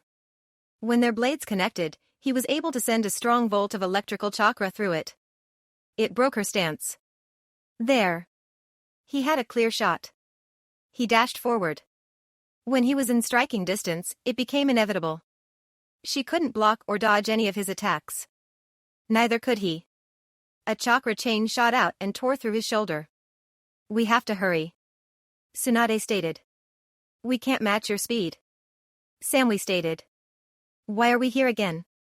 Kankuro asked. We have to save Naruto and the rest of the team. Temari answered. No, why are you and I here?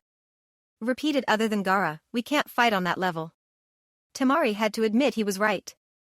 I'm more concerned as to why his former Heims are with us. We are concerned. Kurenai answered. Plus if worse comes to worse, we may need a meat shield. Anko stated, eyeing Kankuro.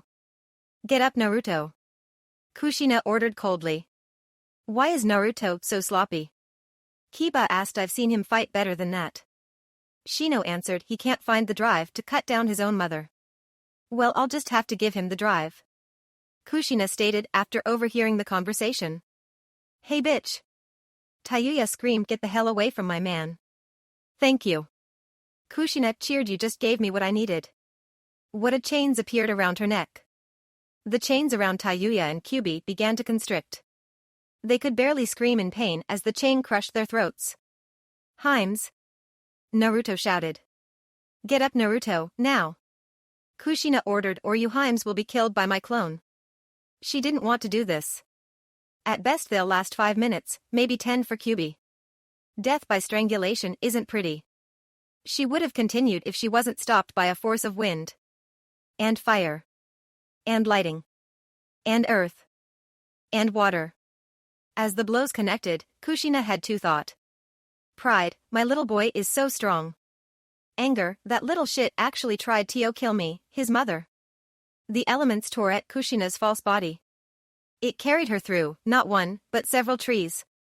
An attack like that would usually kill a person several times over. But for a dead person it was useless. As she laid there under the rubble, she heard a voice. A voice that sent chills down her fake spine. Listen up. Naruto spoke. No one touches my Heims, no one. Tsunade was pushing the group to their limit. Inside their heads they shared a thought. Please let us be in time. Turn back. A voice ordered. The group looked to see a team of Narutos. What are you doing here? Tsunade asked with a Kage's authority. Naruto wanted us to fight that crazy bitch. Clone 2 answered, so we left him to deal with whatever she was. Tsunade didn't get to comment as a pressure of fear began to crush them. That's my boy, Kushina thought as she felt the pressure. After enough time under the rubble, she began digging her way out. She wanted to look at the boy, know the man that came from her. She wanted to see her pride and joy. She took a step forward. And felt the coldness of death stand behind her. He's here. Kushina thought he's here to take me back. She knew if she turned around she'd see it. The Shinigami, so she tried not to look. But knowing that it was there, it was truly maddening. Slowly, so slowly, she turned. And she saw it. Not the Shinigami, not the man, and not the boy. It was her son. She saw the essence of fear. And Naruto? Her son. Allow me, he began. Allow me to show you. He vanished and spoke behind her that which cannot be seen. She turned just in time to be decapitated. But it was all useless on the dead. As she felt the chill of fear go up her spine, she began to laugh. A laugh of madness few could ever make. Her son soon joined in with a mad laughter of his very own. That's it, Naruto. She encouraged. Given to madness, it make the pain of the heart more bearable. Her hair began to rise and flow under the power of fear. It split into 9 tail-like bundles in the ominous aura. One move, Naruto stated. Fine. Kushina agreed. Aim for my skull, there's a seal on the inside. Understood. They could yell some random attack. They could use their most powerful jutsu. They could do a lot of things. But they wouldn't. It was going to be one attack each. Whatever they did, it would be from their own skills. Not the power of a jutsu or technique. It was just them. And fear. The two walked forward. They met. And they walked past each other. The first person fell to the ground. It was Naruto. Kushina stood holding her sword covered in blood, his blood. It was a good fight, Naruto. She stated, and I'm impressed, but you weren't strong enough yet. He. Naruto chuckled. Naruto opened his hand and out came a shattered seal. So you were a little faster than me, huh? Just a little. He answered. I released some weights I forgot I had on. I bet you all did too. If it weren't for them I'd be dead. You, Tayuya was it? Kushina spoke. Could you play us a lullaby? Why yeah. She knew just what kind she needed to play. The Heims, mistresses and Sand sibling arrived at a strange sight. Naruto in a locked gaze with Kushina. Neither were moving, they were a Genjutsu. In the air was a sad melody. Naruto and Kushina were alone.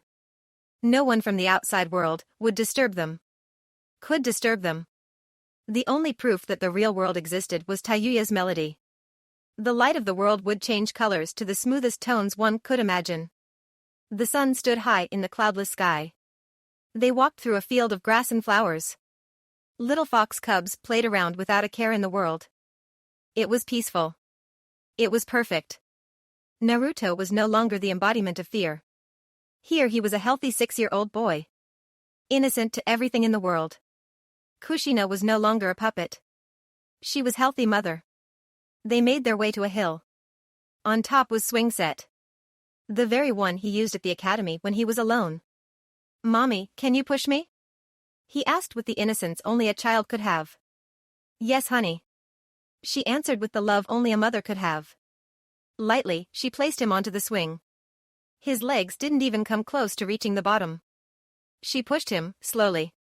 Then she began to push him faster, higher. Naruto could finally feel it.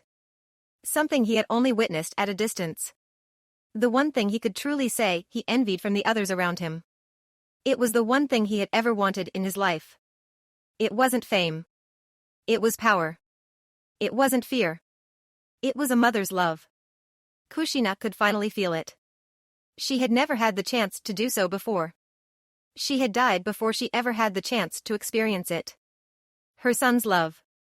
They shared a laugh. Not one of madness or pain. It was a kind laughter. One filled with joy and love. It was the laugh of a family.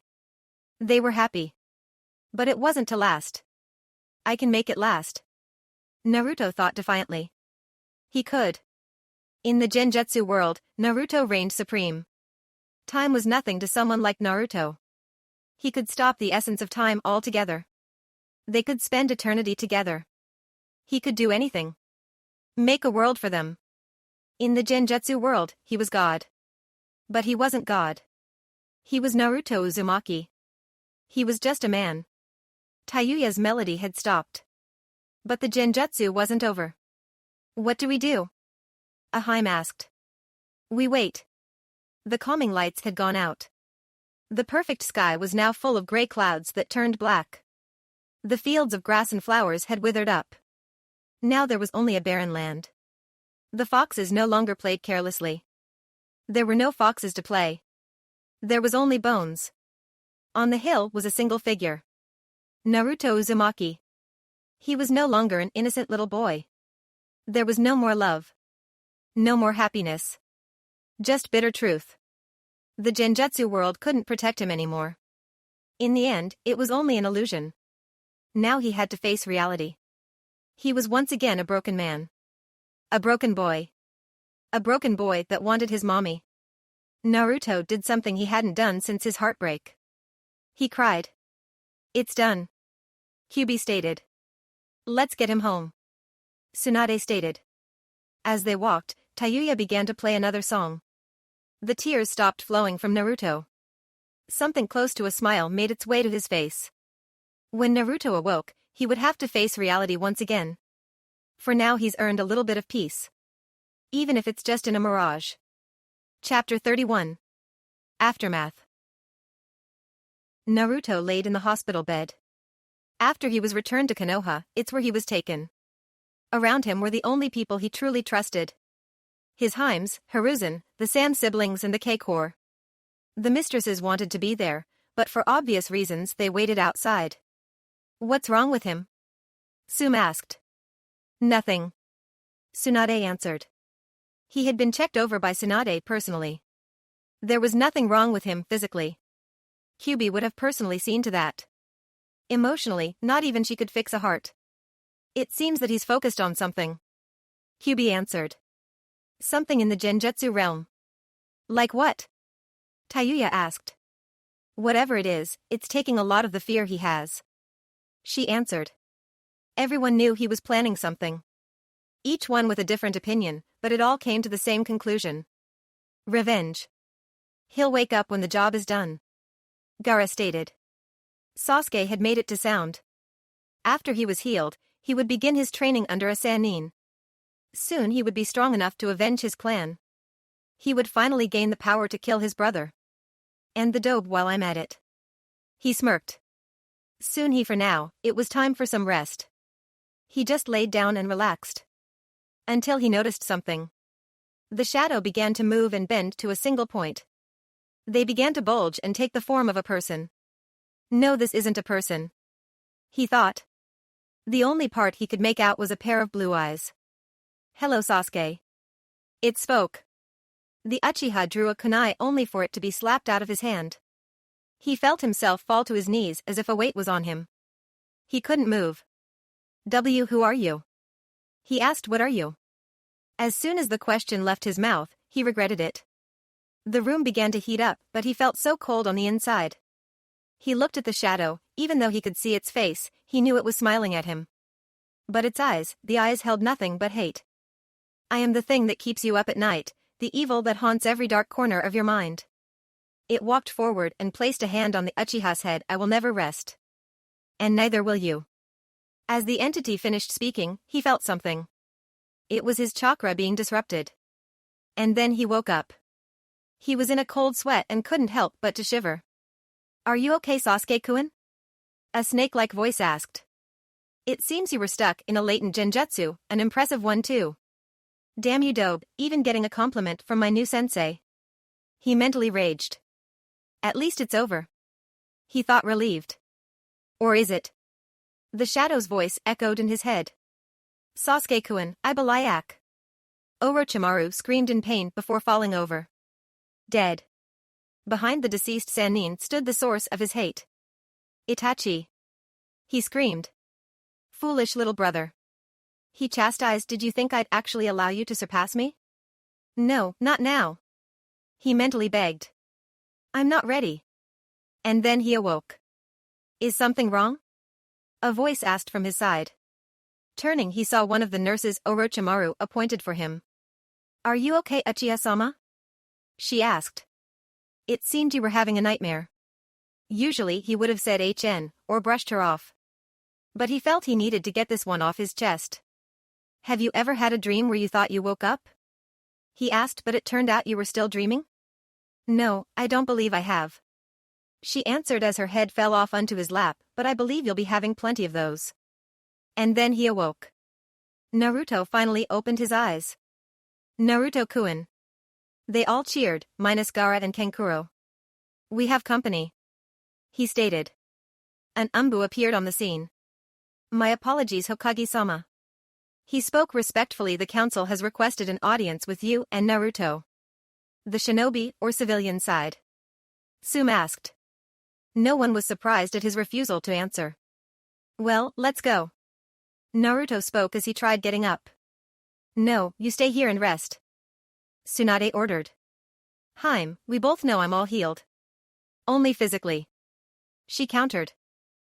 I'll get better in time. He stated, let me go cheer myself up. Council, so why was this meeting called? Sum asked as she waited for the others. We believe that Naruto should be punished for failing such an important mission. A fat civilian stated, preferably executed. And what about the others? Sum asked. Some of our kids were on that mission. What about them? Haruno asked. Are they to be executed as well? Why would they be executed?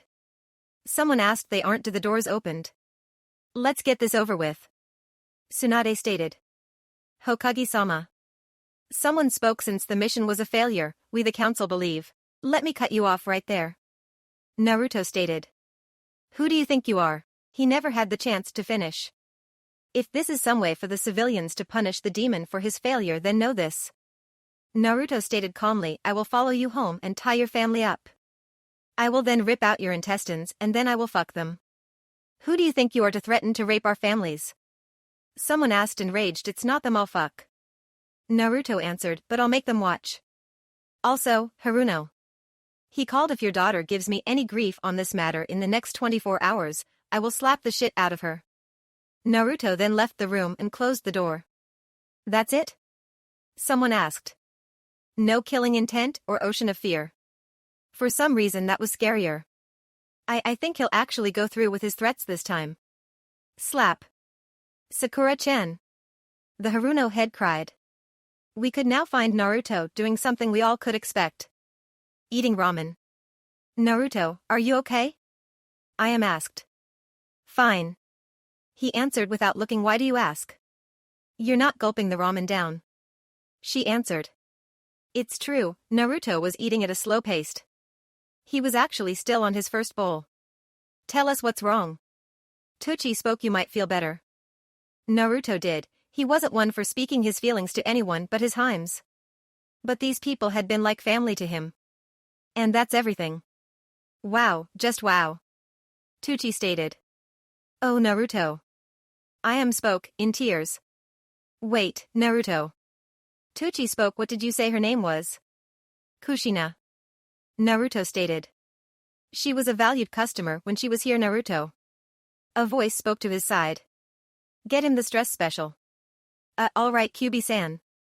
A moment later, Naruto was eating an entirely different bowl of ramen. Is this sake in here? He asked in disbelief. He was literally drinking liquor with his favorite meal.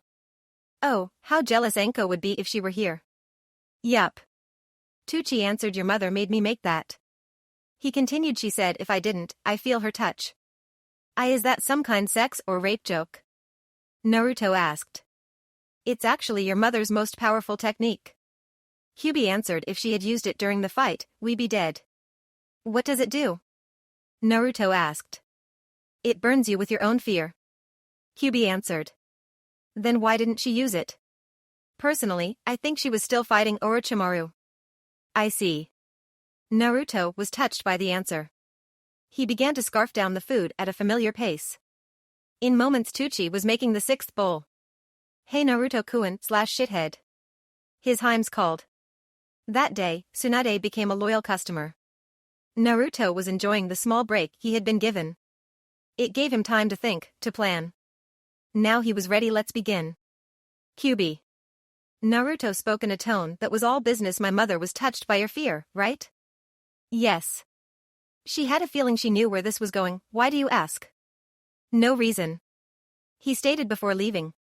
Hokage office, what can I do for you, Naruto-kun? Tsunade asked.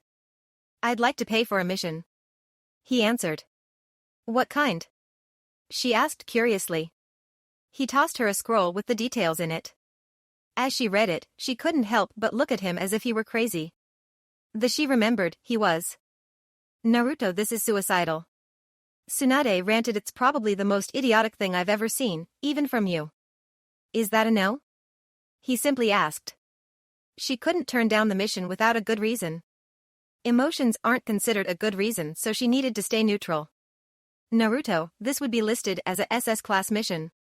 She stated, are you sure you could afford that? He could, he had taken many missions with and without his Himes. Unless he was spoiling them or buying ramen, the money just sat there. Well then, she began hesitantly, I as your Hokage I approve, just make sure you put a decent team together. And as my Hime? Naruto asked. I'd rather you didn't. She admitted, but I understand. Everything's going well. He thought. Just one more thing to take care of. Why are you following me? Naruto asked as he turned his head around Enko. Never breaking stride, he looked to the roof. Yugo. Stretching his arm, he grabbed the air as it were a blanket and pulled, revealing Kurenai. He finally stopped walking. My former Himes. It was Kurenai who made the first move. She stepped forward and revealed a sword. It was worn but well taken care of. When he saw it, he prepared to draw his own. He stopped when he saw her kneel on one knee. Enko stooped next to her holding a locket with a loving couple inside. Lastly, Yuga joined them while holding a tattered headband. Naruto, this sword belonged to my father. Kurenai spoke. This locket is the only thing I have of my parents. Enko spoke. This headband belonged to my old teammate. Yugo spoke. These are our most prized possessions. Kurenai spoke. The closest things we have to our most important people. We want you to have them. Yugo spoke, cutting her off to show you that you are the most important person to us. Naruto, we are begging you to take us back. Enko stated, we need you, we absolutely love you. Naruto looked at the proud Kunoichi before him. They truly wanted his forgiveness. The blonde couldn't help but think to all the times he begged for forgiveness. To a crime he had no control over. Being a host. But this is different. He thought. They knew exactly what they were doing. You once said you'd rather die than live without your Himes. Yugo stated, that's how we feel about you. If you don't take us back. Kurenai paused as she thought of a suitable statement. We'll slit our wrists. Enko shouted, yeah. Kurenai agreed until her thoughts recollected, wait, what? Is that so? He thought as an idea began to form. Flashback, Naruto, this is suicidal. Tsunade ranted, it's probably the most idiotic thing I've ever seen, even from you. Is that a no? He simply asked. She couldn't turn down the mission without a good reason. Emotions aren't considered a good reason, so she needed to stay neutral. Naruto, this would be listed as a SS class mission. She stated, are you sure you could afford that? He could, he had taken many missions with and without his Himes. Unless he was spoiling them or buying ramen, the money just sat there. Well then, she began hesitantly, I as your Hokage I approve, just make sure you put a decent team together. Flashback end, so you want a chance at forgiveness?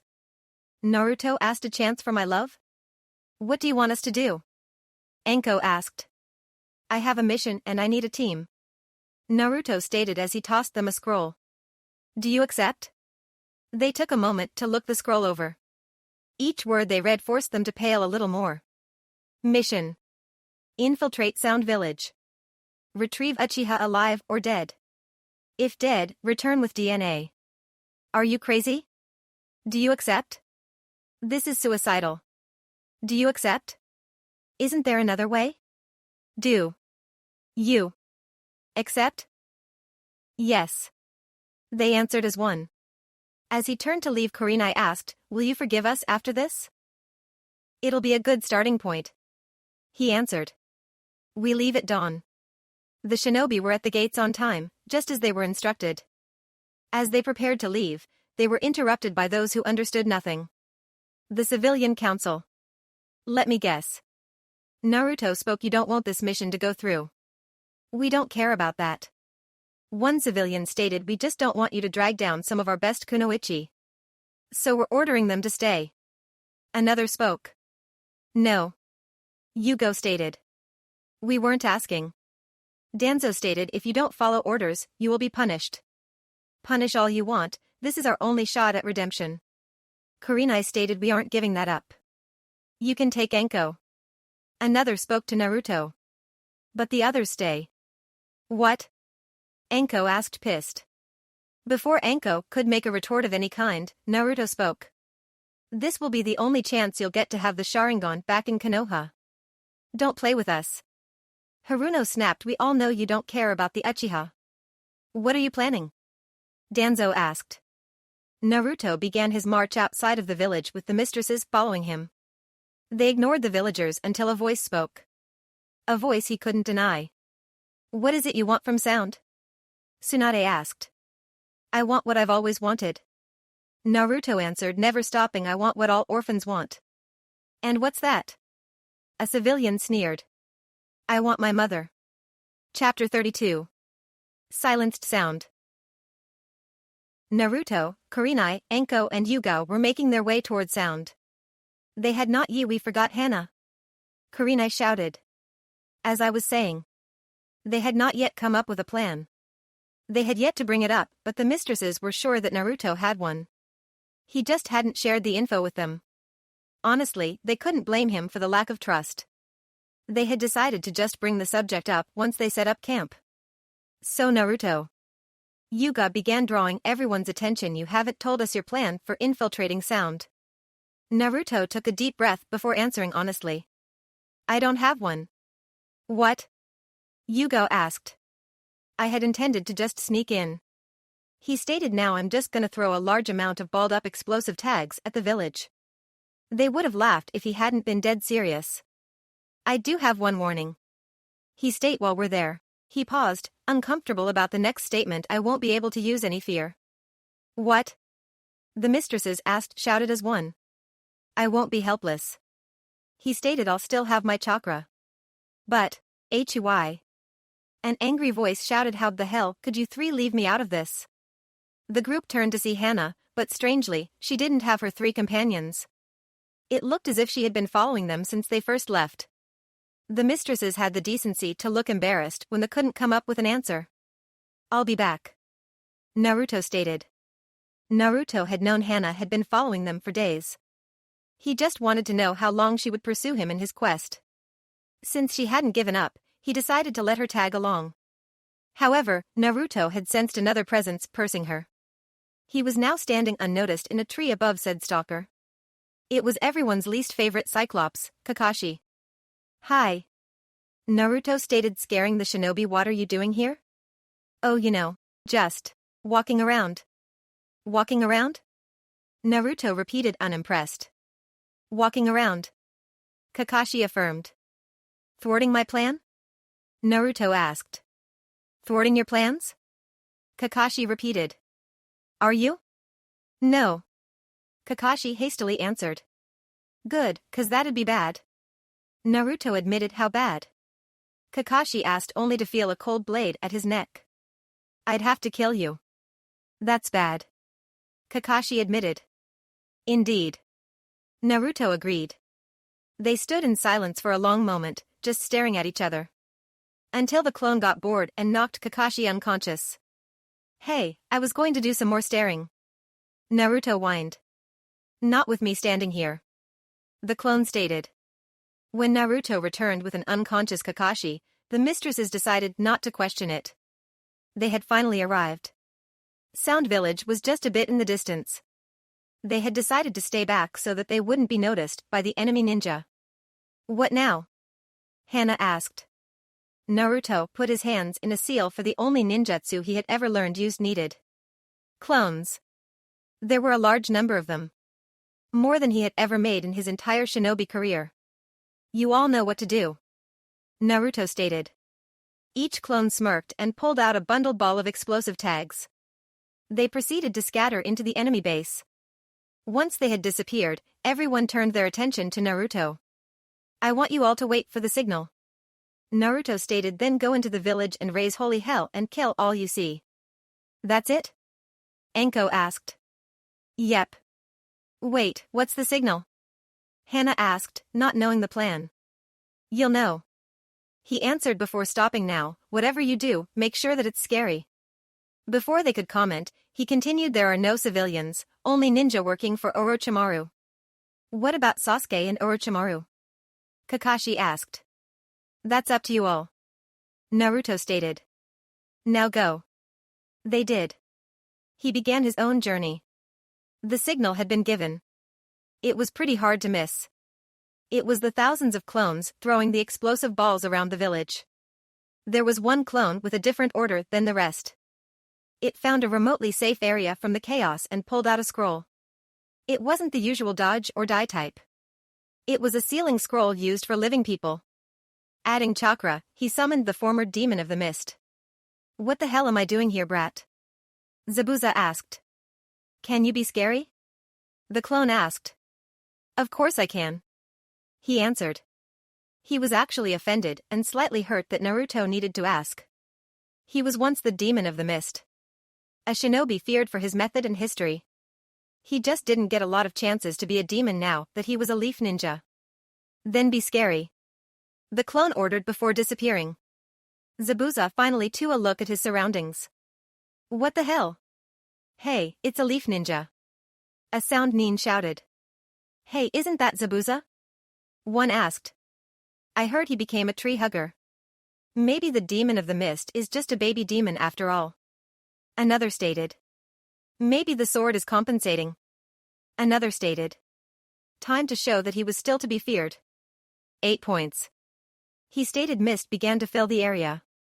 Then screams. Then blood. Then silence.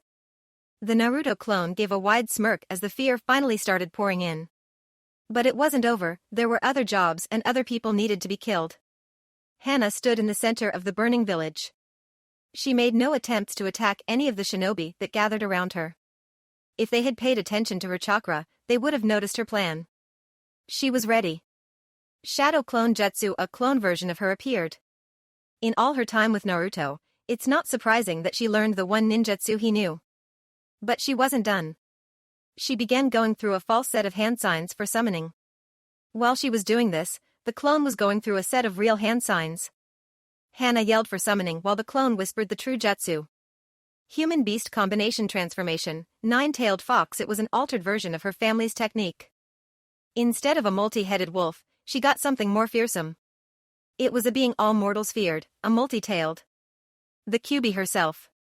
The large tails began to swing wildly, crashing into building. Any unlucky souls that were in their paths were crushed to death. Kyuubi. Hana spoke firmly. Stop. And the beast did. It was just an imitation. If the sound nin hadn't been so terrified, they would have noticed some key differences. This Kyuubi wasn't nearly as large as the true one. At best, it was half the height of the demon. Another difference was that Hana couldn't copy the demon's great power. How did you tame a demon? One asked. But fear overpowered the ninja. She took advantage of this. Standing on top of the fake fox, she looked down at the enemy. As the beast raised a claw, she spoke. Even the Kyuubi bows before me. Please. A nin begged, spare us. We're at your mercy. Another spoke in fear. The claw came down on the group. Few were lucky enough to jump out of the way, while others weren't so lucky. What mercy? Hana asked. Yugo watched as her friends and Zabuza worked their magic. She had been killing countless ninja, but they weren't afraid. I can't be outdone, she thought, struggling for an idea. As she looked at the burning village and the dead bodies, she found her inspiration. Peaceful young races with fire on their houses, millions of voices all silenced like mouses, watching the cowards bow toward their new king, these are a few of my favorite things. Yuga looked to see if that had worked in intimidating the enemy. It didn't, if anything, they just looked confused. What would Enko do? She asked herself. When she couldn't think of anything, she gave up. Just fuck it. That's it. She stated, I know how to scare you all. By all means. The enemy stated arrogantly. Yuga began to form a series of hand seals she had learned from Enko. This jutsu was feared by all men in the Leaf, both shinobi and civilian alike. Now it was to be feared on the outside as well. Trouser snake jutsu, she looked one of the men in the eyes. Tonight. She spoke you. What was scarier? Naruto watched it all from above. The fear was pouring in, but it wasn't enough. Using a genjutsu to amplify his voice, he spoke. Mistresses. We must not fail. I told you all I'd give you a chance at forgiveness, so I am. And now you must be ready for your work. Go forth and bring my terror to this place. Spread the gospel of fear across this tomb of a village we remain inside. Punish and terrify every single living thing you can. You must not tire and you must not fail, show no mercy here, show no patience for these vermin. See them driven before you. Beat them and maul them and break them any way you know how. Do not stop. Make them tremble. Make them beg. Fill them with doubt and panic. And fear. The women doubled their efforts. Kurenai wasn't having as much luck in gathering fear as her friends. Her skills were used to distract while she or her partner went in for the kill. Now it was just her in enemy territory. Hello, trash. A cold voice spoke from behind. Kurenai felt power radiate from the man she was facing. From his descriptions she knew it was the last Kaguya. If any of the warnings she had been given about him were true, she was in for a rough fight. So you are my opponent? Kurenai asked as she prepared for the match. No. He answered, I am your executioner. Have to be fast and careful. She thought. Have to conserve energy. Drawing a kunai, she went for swift and precise attacks. The Kaguya simply swayed away from each one. With a twitch of his arm the Kaguya retaliated. Kurenai had quickly jumped back, but was still given a light cut on her cheek. Going through a familiar set of hand signs, she started the fight. Demonic illusion, tree-binding death. The ninja was caught, but didn't struggle. Kurenai had assumed he was unable to, a costly mistake. As she prepared to slit his throat, a bone impaled her. It wasn't a fatal at the moment, but it could become one if she didn't get any medical attention. Withdrawing, she began weaving hand signs for her newest jutsu. Infinite Darkness Jutsu, the jutsu created by the second Hokage. Once again, the Kaguya wasn't afraid. You think darkness is your ally? He asked. I was born in it, molded by it. Moving with stealth worthy of a ninja, she struck. Her kunai barely touched his skin before a bone ejected from that spot. The pain, along with the shock, caused her to drop the genjutsu. Fortunately, she was able to hide before it completely dissolved. The Kaguya simply stood there waiting for her next move. I'm not prepared for this. Kurenai mentally raged. She wasn't a frontal assault type of fighter and now she couldn't sneak around. That along with the fact the jutsu took nearly all her remaining chakra. Now she was sure she couldn't sneak around an opponent such as this. What would Enko do? She asked herself. Sodomize him. Her thoughts answered. I'd never get the chance. What would Yuga do? She continued. Face him on even ground. I don't have that skill. What would Naruto do? She tried then paled. No, just no. What would Hana do? Her last hope. Use myself as a distraction while my partner go for the kill. That last one could work, but there's a big problem. She didn't have a partner, she was on her own. Before she could come up with a solution, she was cut on the side. It seemed Kimimaro had learned her position while she was distracted. It's time to die, trash. He stated. Not yet. She screamed as she went through a few hand signs. Hell viewing technique. Kimimaro prepared to thrust the bone blade into her when he was stopped. Not by a physical force, but a sound. It was one he had hoped he'd never hear again. It was his father's laugh. Cold and ruthless, eh? He asked. That's my boy, but you still have a lot to learn. Turning, Kimimaro saw the transparent figure of his deceased father. With a burst of chakra, he dispelled the illusion. Without so much as turning his head, he dodged the kunai. It flew past him, missing by inches. It might as well have been miles. It was a good plan. Kimimaro admitted. Distract me with my fears and deliver the killing blow from behind. He turned to look at the defiant kunoichi. It would have worked if the illusion had been in better quality. He thrusted the blade into the kunoichi, only for it to pass through her. He turned just in time for several kunai to embed themselves into his chest. He was only the distraction for the distraction. Kurenai stated. Never turn your back on a genjutsu specialist. It's not enough, Kimimaro stated calmly. I've already created a membrane of bone under my skin.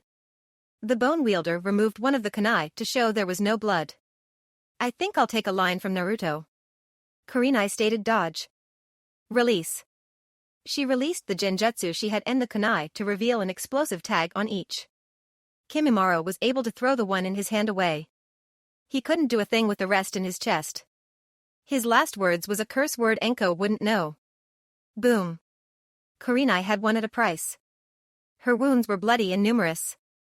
If she didn't get any help soon, she'd bleed out. Damn, everything's going black. Then she slumped over. It still wasn't enough. It was nowhere near the amount that he wanted. That he needed for the task at hand. More. He shouted. I need more, damn you all. He let his emotions flow into his words. Let them throw their weak fists at you. Let them rally and raise arms against you. He offered. Grind them into blood and mud, kill them all. He shouted. Mercy is for the merciful, and you mistresses of the arts, ice queens, kunoichi, are far from that. He could feel the immense energy filling him. With what he had, he could crush the village, but that wasn't the purpose. The fear he collected here was too valuable for that. He evened it out and flooded the entire village with it, only for it return even stronger. But it still wasn't enough. More. More. He shouted. I am being well fed, but I need more. He would not be denied. Enko was having the time of her life. She was allowed to kill and terrify to her heart's content. She had never been able to do such a thing with Irika. Now she was facing off against a ninja she found in a hospital, Kabuto. If she couldn't get to Orochimaru, then his right-hand man would have to suffice. Drawing a kunai, she threw it at the medic ninja. However, he had vanished from her sight with his superior speed. Surrender now. His voice ordered. Your death will be quicker. Where is he? She couldn't find a trace of him. Sorry. Enko apologized, but I need to take your fear and kill you. Just as she had finished her statement, he appeared. He had been standing on the ceiling above her. Finally letting go, he dropped down and struck. Enko acted quickly, drawing a kunai and striking upward. Kabuto made no attempt to dodge, he simply allowed the blade to pierce his left hand. Easier said than done. He shouted as he cut her shoulder internally with his right hand's chakra scalpel. As they separated, she fell to her knees. She watched as he simply removed the kunai from his hand with only a mild flinch. There's no way you can win this one, Kabuto stated. And why's that? Enko asked, drawing a second kunai. This is why. Kabuto held his wounded hand for her to see. It was mending itself tight before her eyes at a rapid speed. My healing ability is equal to Naruto's and my power is equal to Kakashi. He's right. As much as she hated to admit it, she wasn't on Kakashi's level yet. Need to make some distance. As Kabuto made his way toward her, there was a small pain in his heel. Looking down, he saw a small cobra biting and poisoning him. With a simple twist of his heel, he dislodged and killed the serpent. His healing abilities were already taking care of the poison. When he looked back to Enko, she was gone. Where could she be? He asked himself as he looked around. He noticed a small puddle of blood growing behind a medical privacy curtain. Let's see what's behind curtain number 1. He stated as he opened it. Just as he did, he was met with a rush of flames head on. Fire. Fire is behind curtain 1. While he was distracted, she sunshined away to the roof. While she sat down to take a breather, she looked around at the immediate area. From what she could tell, everything was on fire. If not, it was starting to burn. I probably shouldn't have poured oil onto everything. She mentally chastised. I think I might have a problem. She was startled out of her self-mental questioning by Kabuto. The traitor had broken through the ceiling that she was resting on. Being too shocked, she was unable to dodge the kick. It did, however, knock her onto her feet and into fight mode. Striking shadow snakes. Now that Kabuto was bound, he was vulnerable. Looking at the hole made by the traitor, a plan began to form. It was half-baked and dangerous, but it was all she had. Using her good shoulder, she tackled the traitor. The force knocked Kabuto into the hole, but it carried her inside as well. Did you burst through the ceiling on every floor? She asked as they fell. Before he could answer, they hit the ground. Anko was sure she had broken most of her bone from her reckless fall. Kabuto was already healing his. Do you see how pointless it is? He asked as he sat up. You've lost this fight before it began. As Kabuto tried to remove the snakes, he found that he couldn't. Having a bit of difficulty? Anko asked in a snicker. Why can't I get out of these snakes? He asked harshly. Those particular snakes are loyal to me, not Orochimaru or any other summoner. Anko stated, and they're a unique type of snakes. What do you mean? Kabuto asked. These snakes have skin like iron. Anko stated. Do you know what happens to heated iron on skin? The fire began to spread around the room at a dangerous pace. Kabuto began to pale at the realization. If he didn't escape soon, then would be in a world of pain. Well, it won't kill me. He stated, trying to be calm. No, it won't. Anko agreed. You'll just heal and heal until you run out of chakra, then die. As Kabuto began cursing, Anko began to think. My bones are broken and this place is burning to the ground. I think I'm done here. The fire began to spread rapidly. She had no way out and she knew it was the end. She was happy that she at least got a chance to deliver a blow to Orochimaru. As she closed her eyes, she had one thought. Do you forgive me, Naruto-kun? Then the fire consumed everything in the room. Kakashi knew that now was the time to act. The demon was too distracted with whatever plan he had. After sneaking away from Naruto, he began searching for the Uchiha. Using his own summonings, he tracked the traitor by smell. It only took the hounds 1 minute to find the location. The canine had led him straight to the door but refused to enter. Kakashi was too distracted in finding the Uchiha to notice. Inside, Sasuke was still asleep, trapped in the Genjutsu. Kakashi stood over him.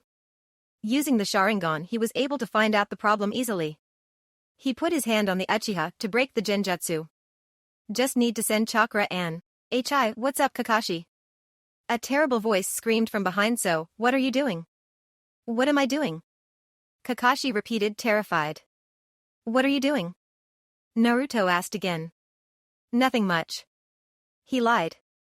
Thwarting my plan? Naruto asked. Thwarting your plans? He repeated. Are you? Naruto asked angrily. Yes.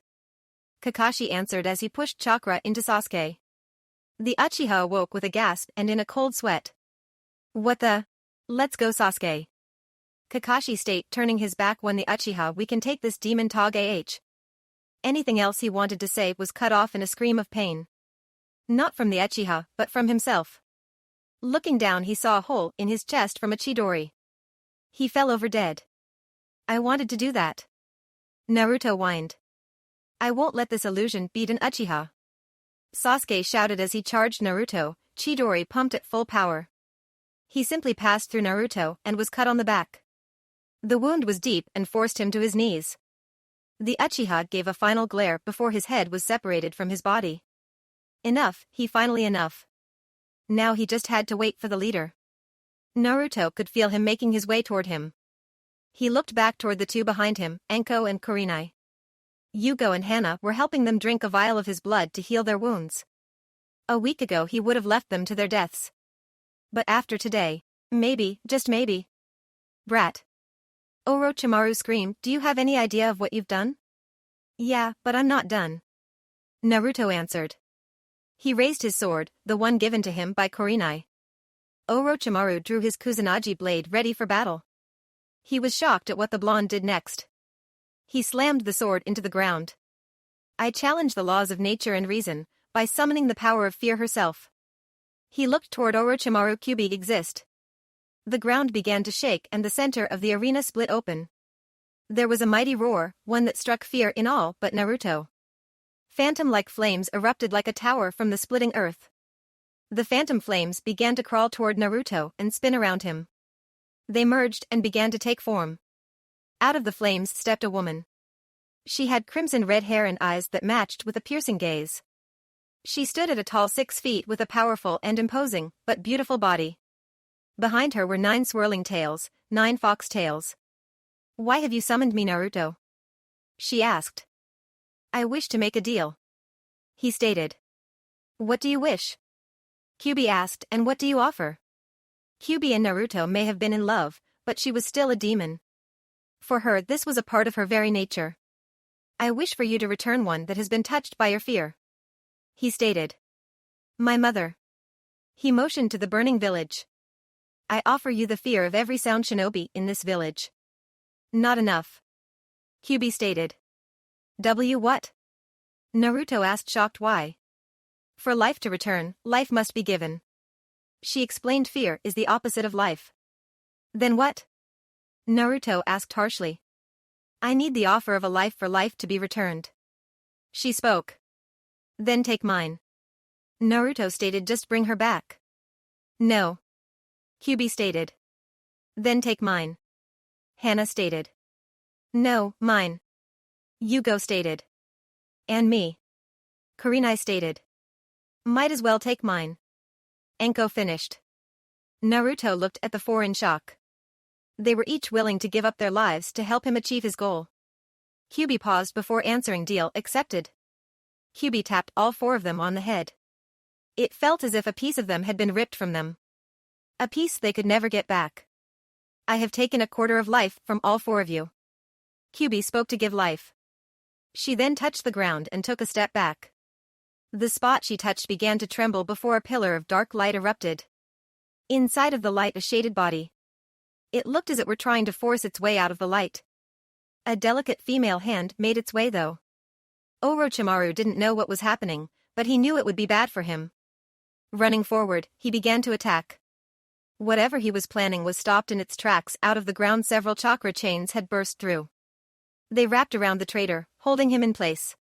The figure began to speak through the light. "When there is no more room in hell." It spoke. "Kushina shall walk the other hell." What the hell? Kushina looked around and saw the village burning to the ground. She also saw a familiar figure. "Kyuubi, explain," she ordered. "Don't look at me." Kyuubi stated, "This was all your boy." "My boy," she repeated as Kyuubi sidestepped, revealing Naruto. "Hi, Mom," he said meekly with tears in his eyes. "My boy, my baby boy." They met in a hug that reunited them. This time Kushina wasn't tainted with Orochimaru's jutsu. "What happened?" she asked. "Did you do this?" "Yeah, I sacrificed every single ninja here," he answered, "just for you." Kushina was taken back by the answer. Her son had just destroyed an entire village and the people inside. She had only one thing to say. "That's my boy." She cheered.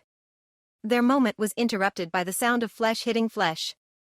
It turned out Enko was making the most of the helpless Orochimaru. He was forced to take the chakra punches she was delivering. The kunai wounds were the obvious tell signs of that. She had only one question. Why won't you die?" she asked as she added another kunai. Kushina broke the hug and looked toward the bound snake. With a wave of her hand, the chains released him. Orochimaru thought he was free. He thought wrong. A chain lodged itself into his chest. "Get over here." The traitor couldn't resist the force that bound him. "You know, Snake, I didn't like having to fight my son." Kushina stated coldly, "I have one question for you." "What?" he asked. "Are you afraid?" "What are you afraid?" she repeated. "Yes." He answered, "I'm afraid." "You shouldn't be." Kushina stated as she placed a hand on his head, "Because whosoever knows fear, shall burn at my touch." And burn he did. It was as if the fear had taken a physical and acidic form. As it burned him, he became even more afraid.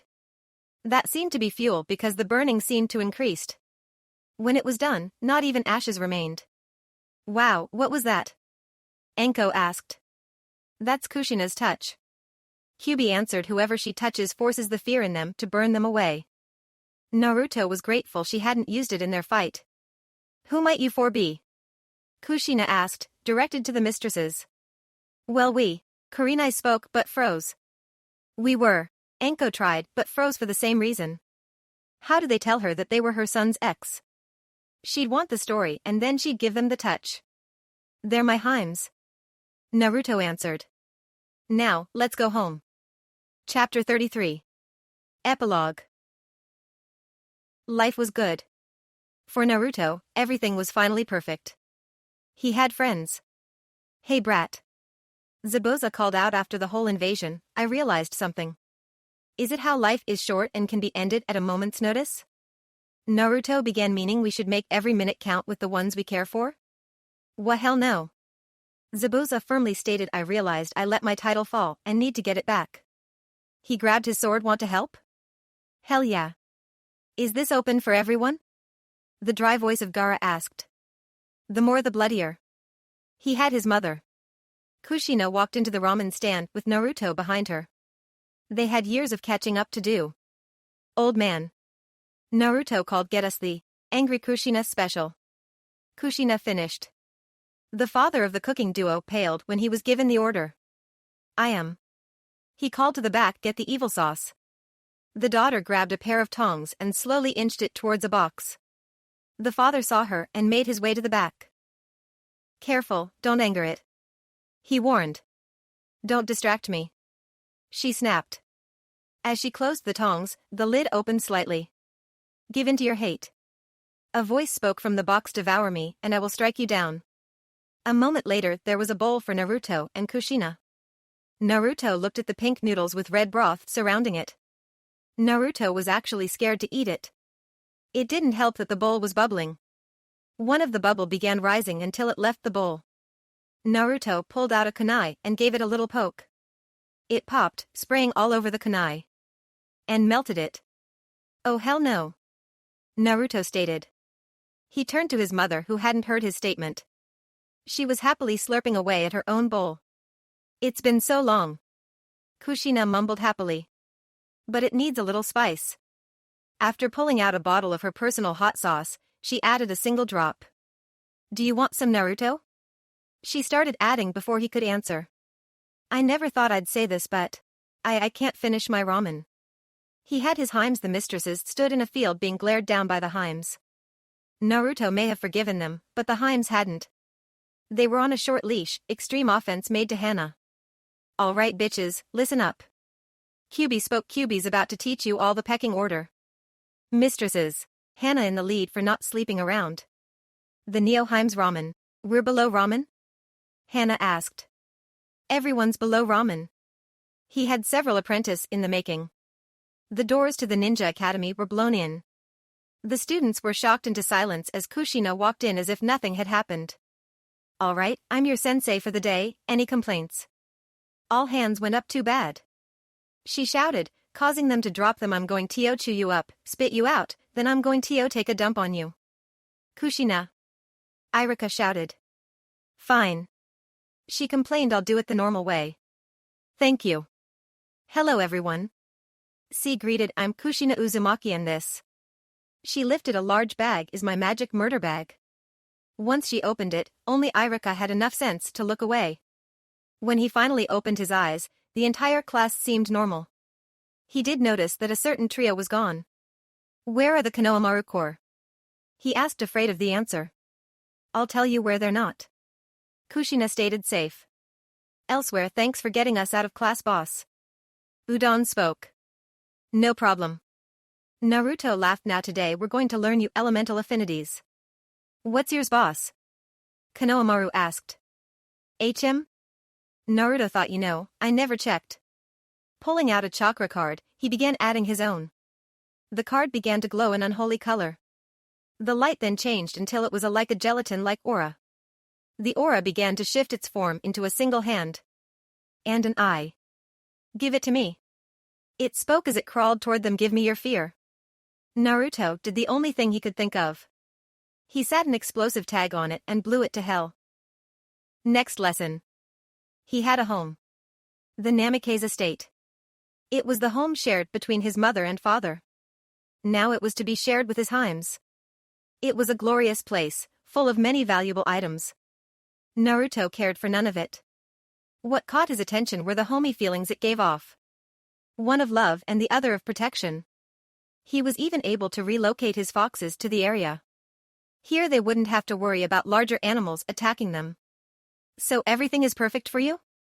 Hiruzen asked. What now? I guess I'll just take over the world. Naruto stated. What?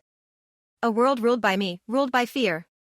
A world where the times of unity, peace and light will be cloaked by the sheets of hate, war and darkness. A world where hellfire will be considered a safe haven. A world where the streets will run a river of blood, with the corpses of those who would defy me. They will be boats to the crows and the rats and the vermin, chomping and picking at their flesh. A world in my hands, ruled by me. Ruled by I, Naruto. Kushina would skin you if you were late for dinner. Hiruzen stated. Fine, I'll stay and be a ninja. Oh, thank God. Hiruzen inwardly sighed. Naruto made his way home. He had no doubt Kushina would skin him for being late for dinner. He looked around. People looked at him with the eyes they always had, hate and disgust. The only difference was that there was something added to the hate-filled looks, fear. It was fear of what he was and what he was capable of. And he liked it. For Naruto, life was good. Life was finally perfect. The end. Go support me on Patreon for more fanfiction that includes adult content as well. The link is in the description and like everywhere on my channel. Thank you for your views, likes, subscriptions, and overall support of my ongoing efforts to bring great content to all of you.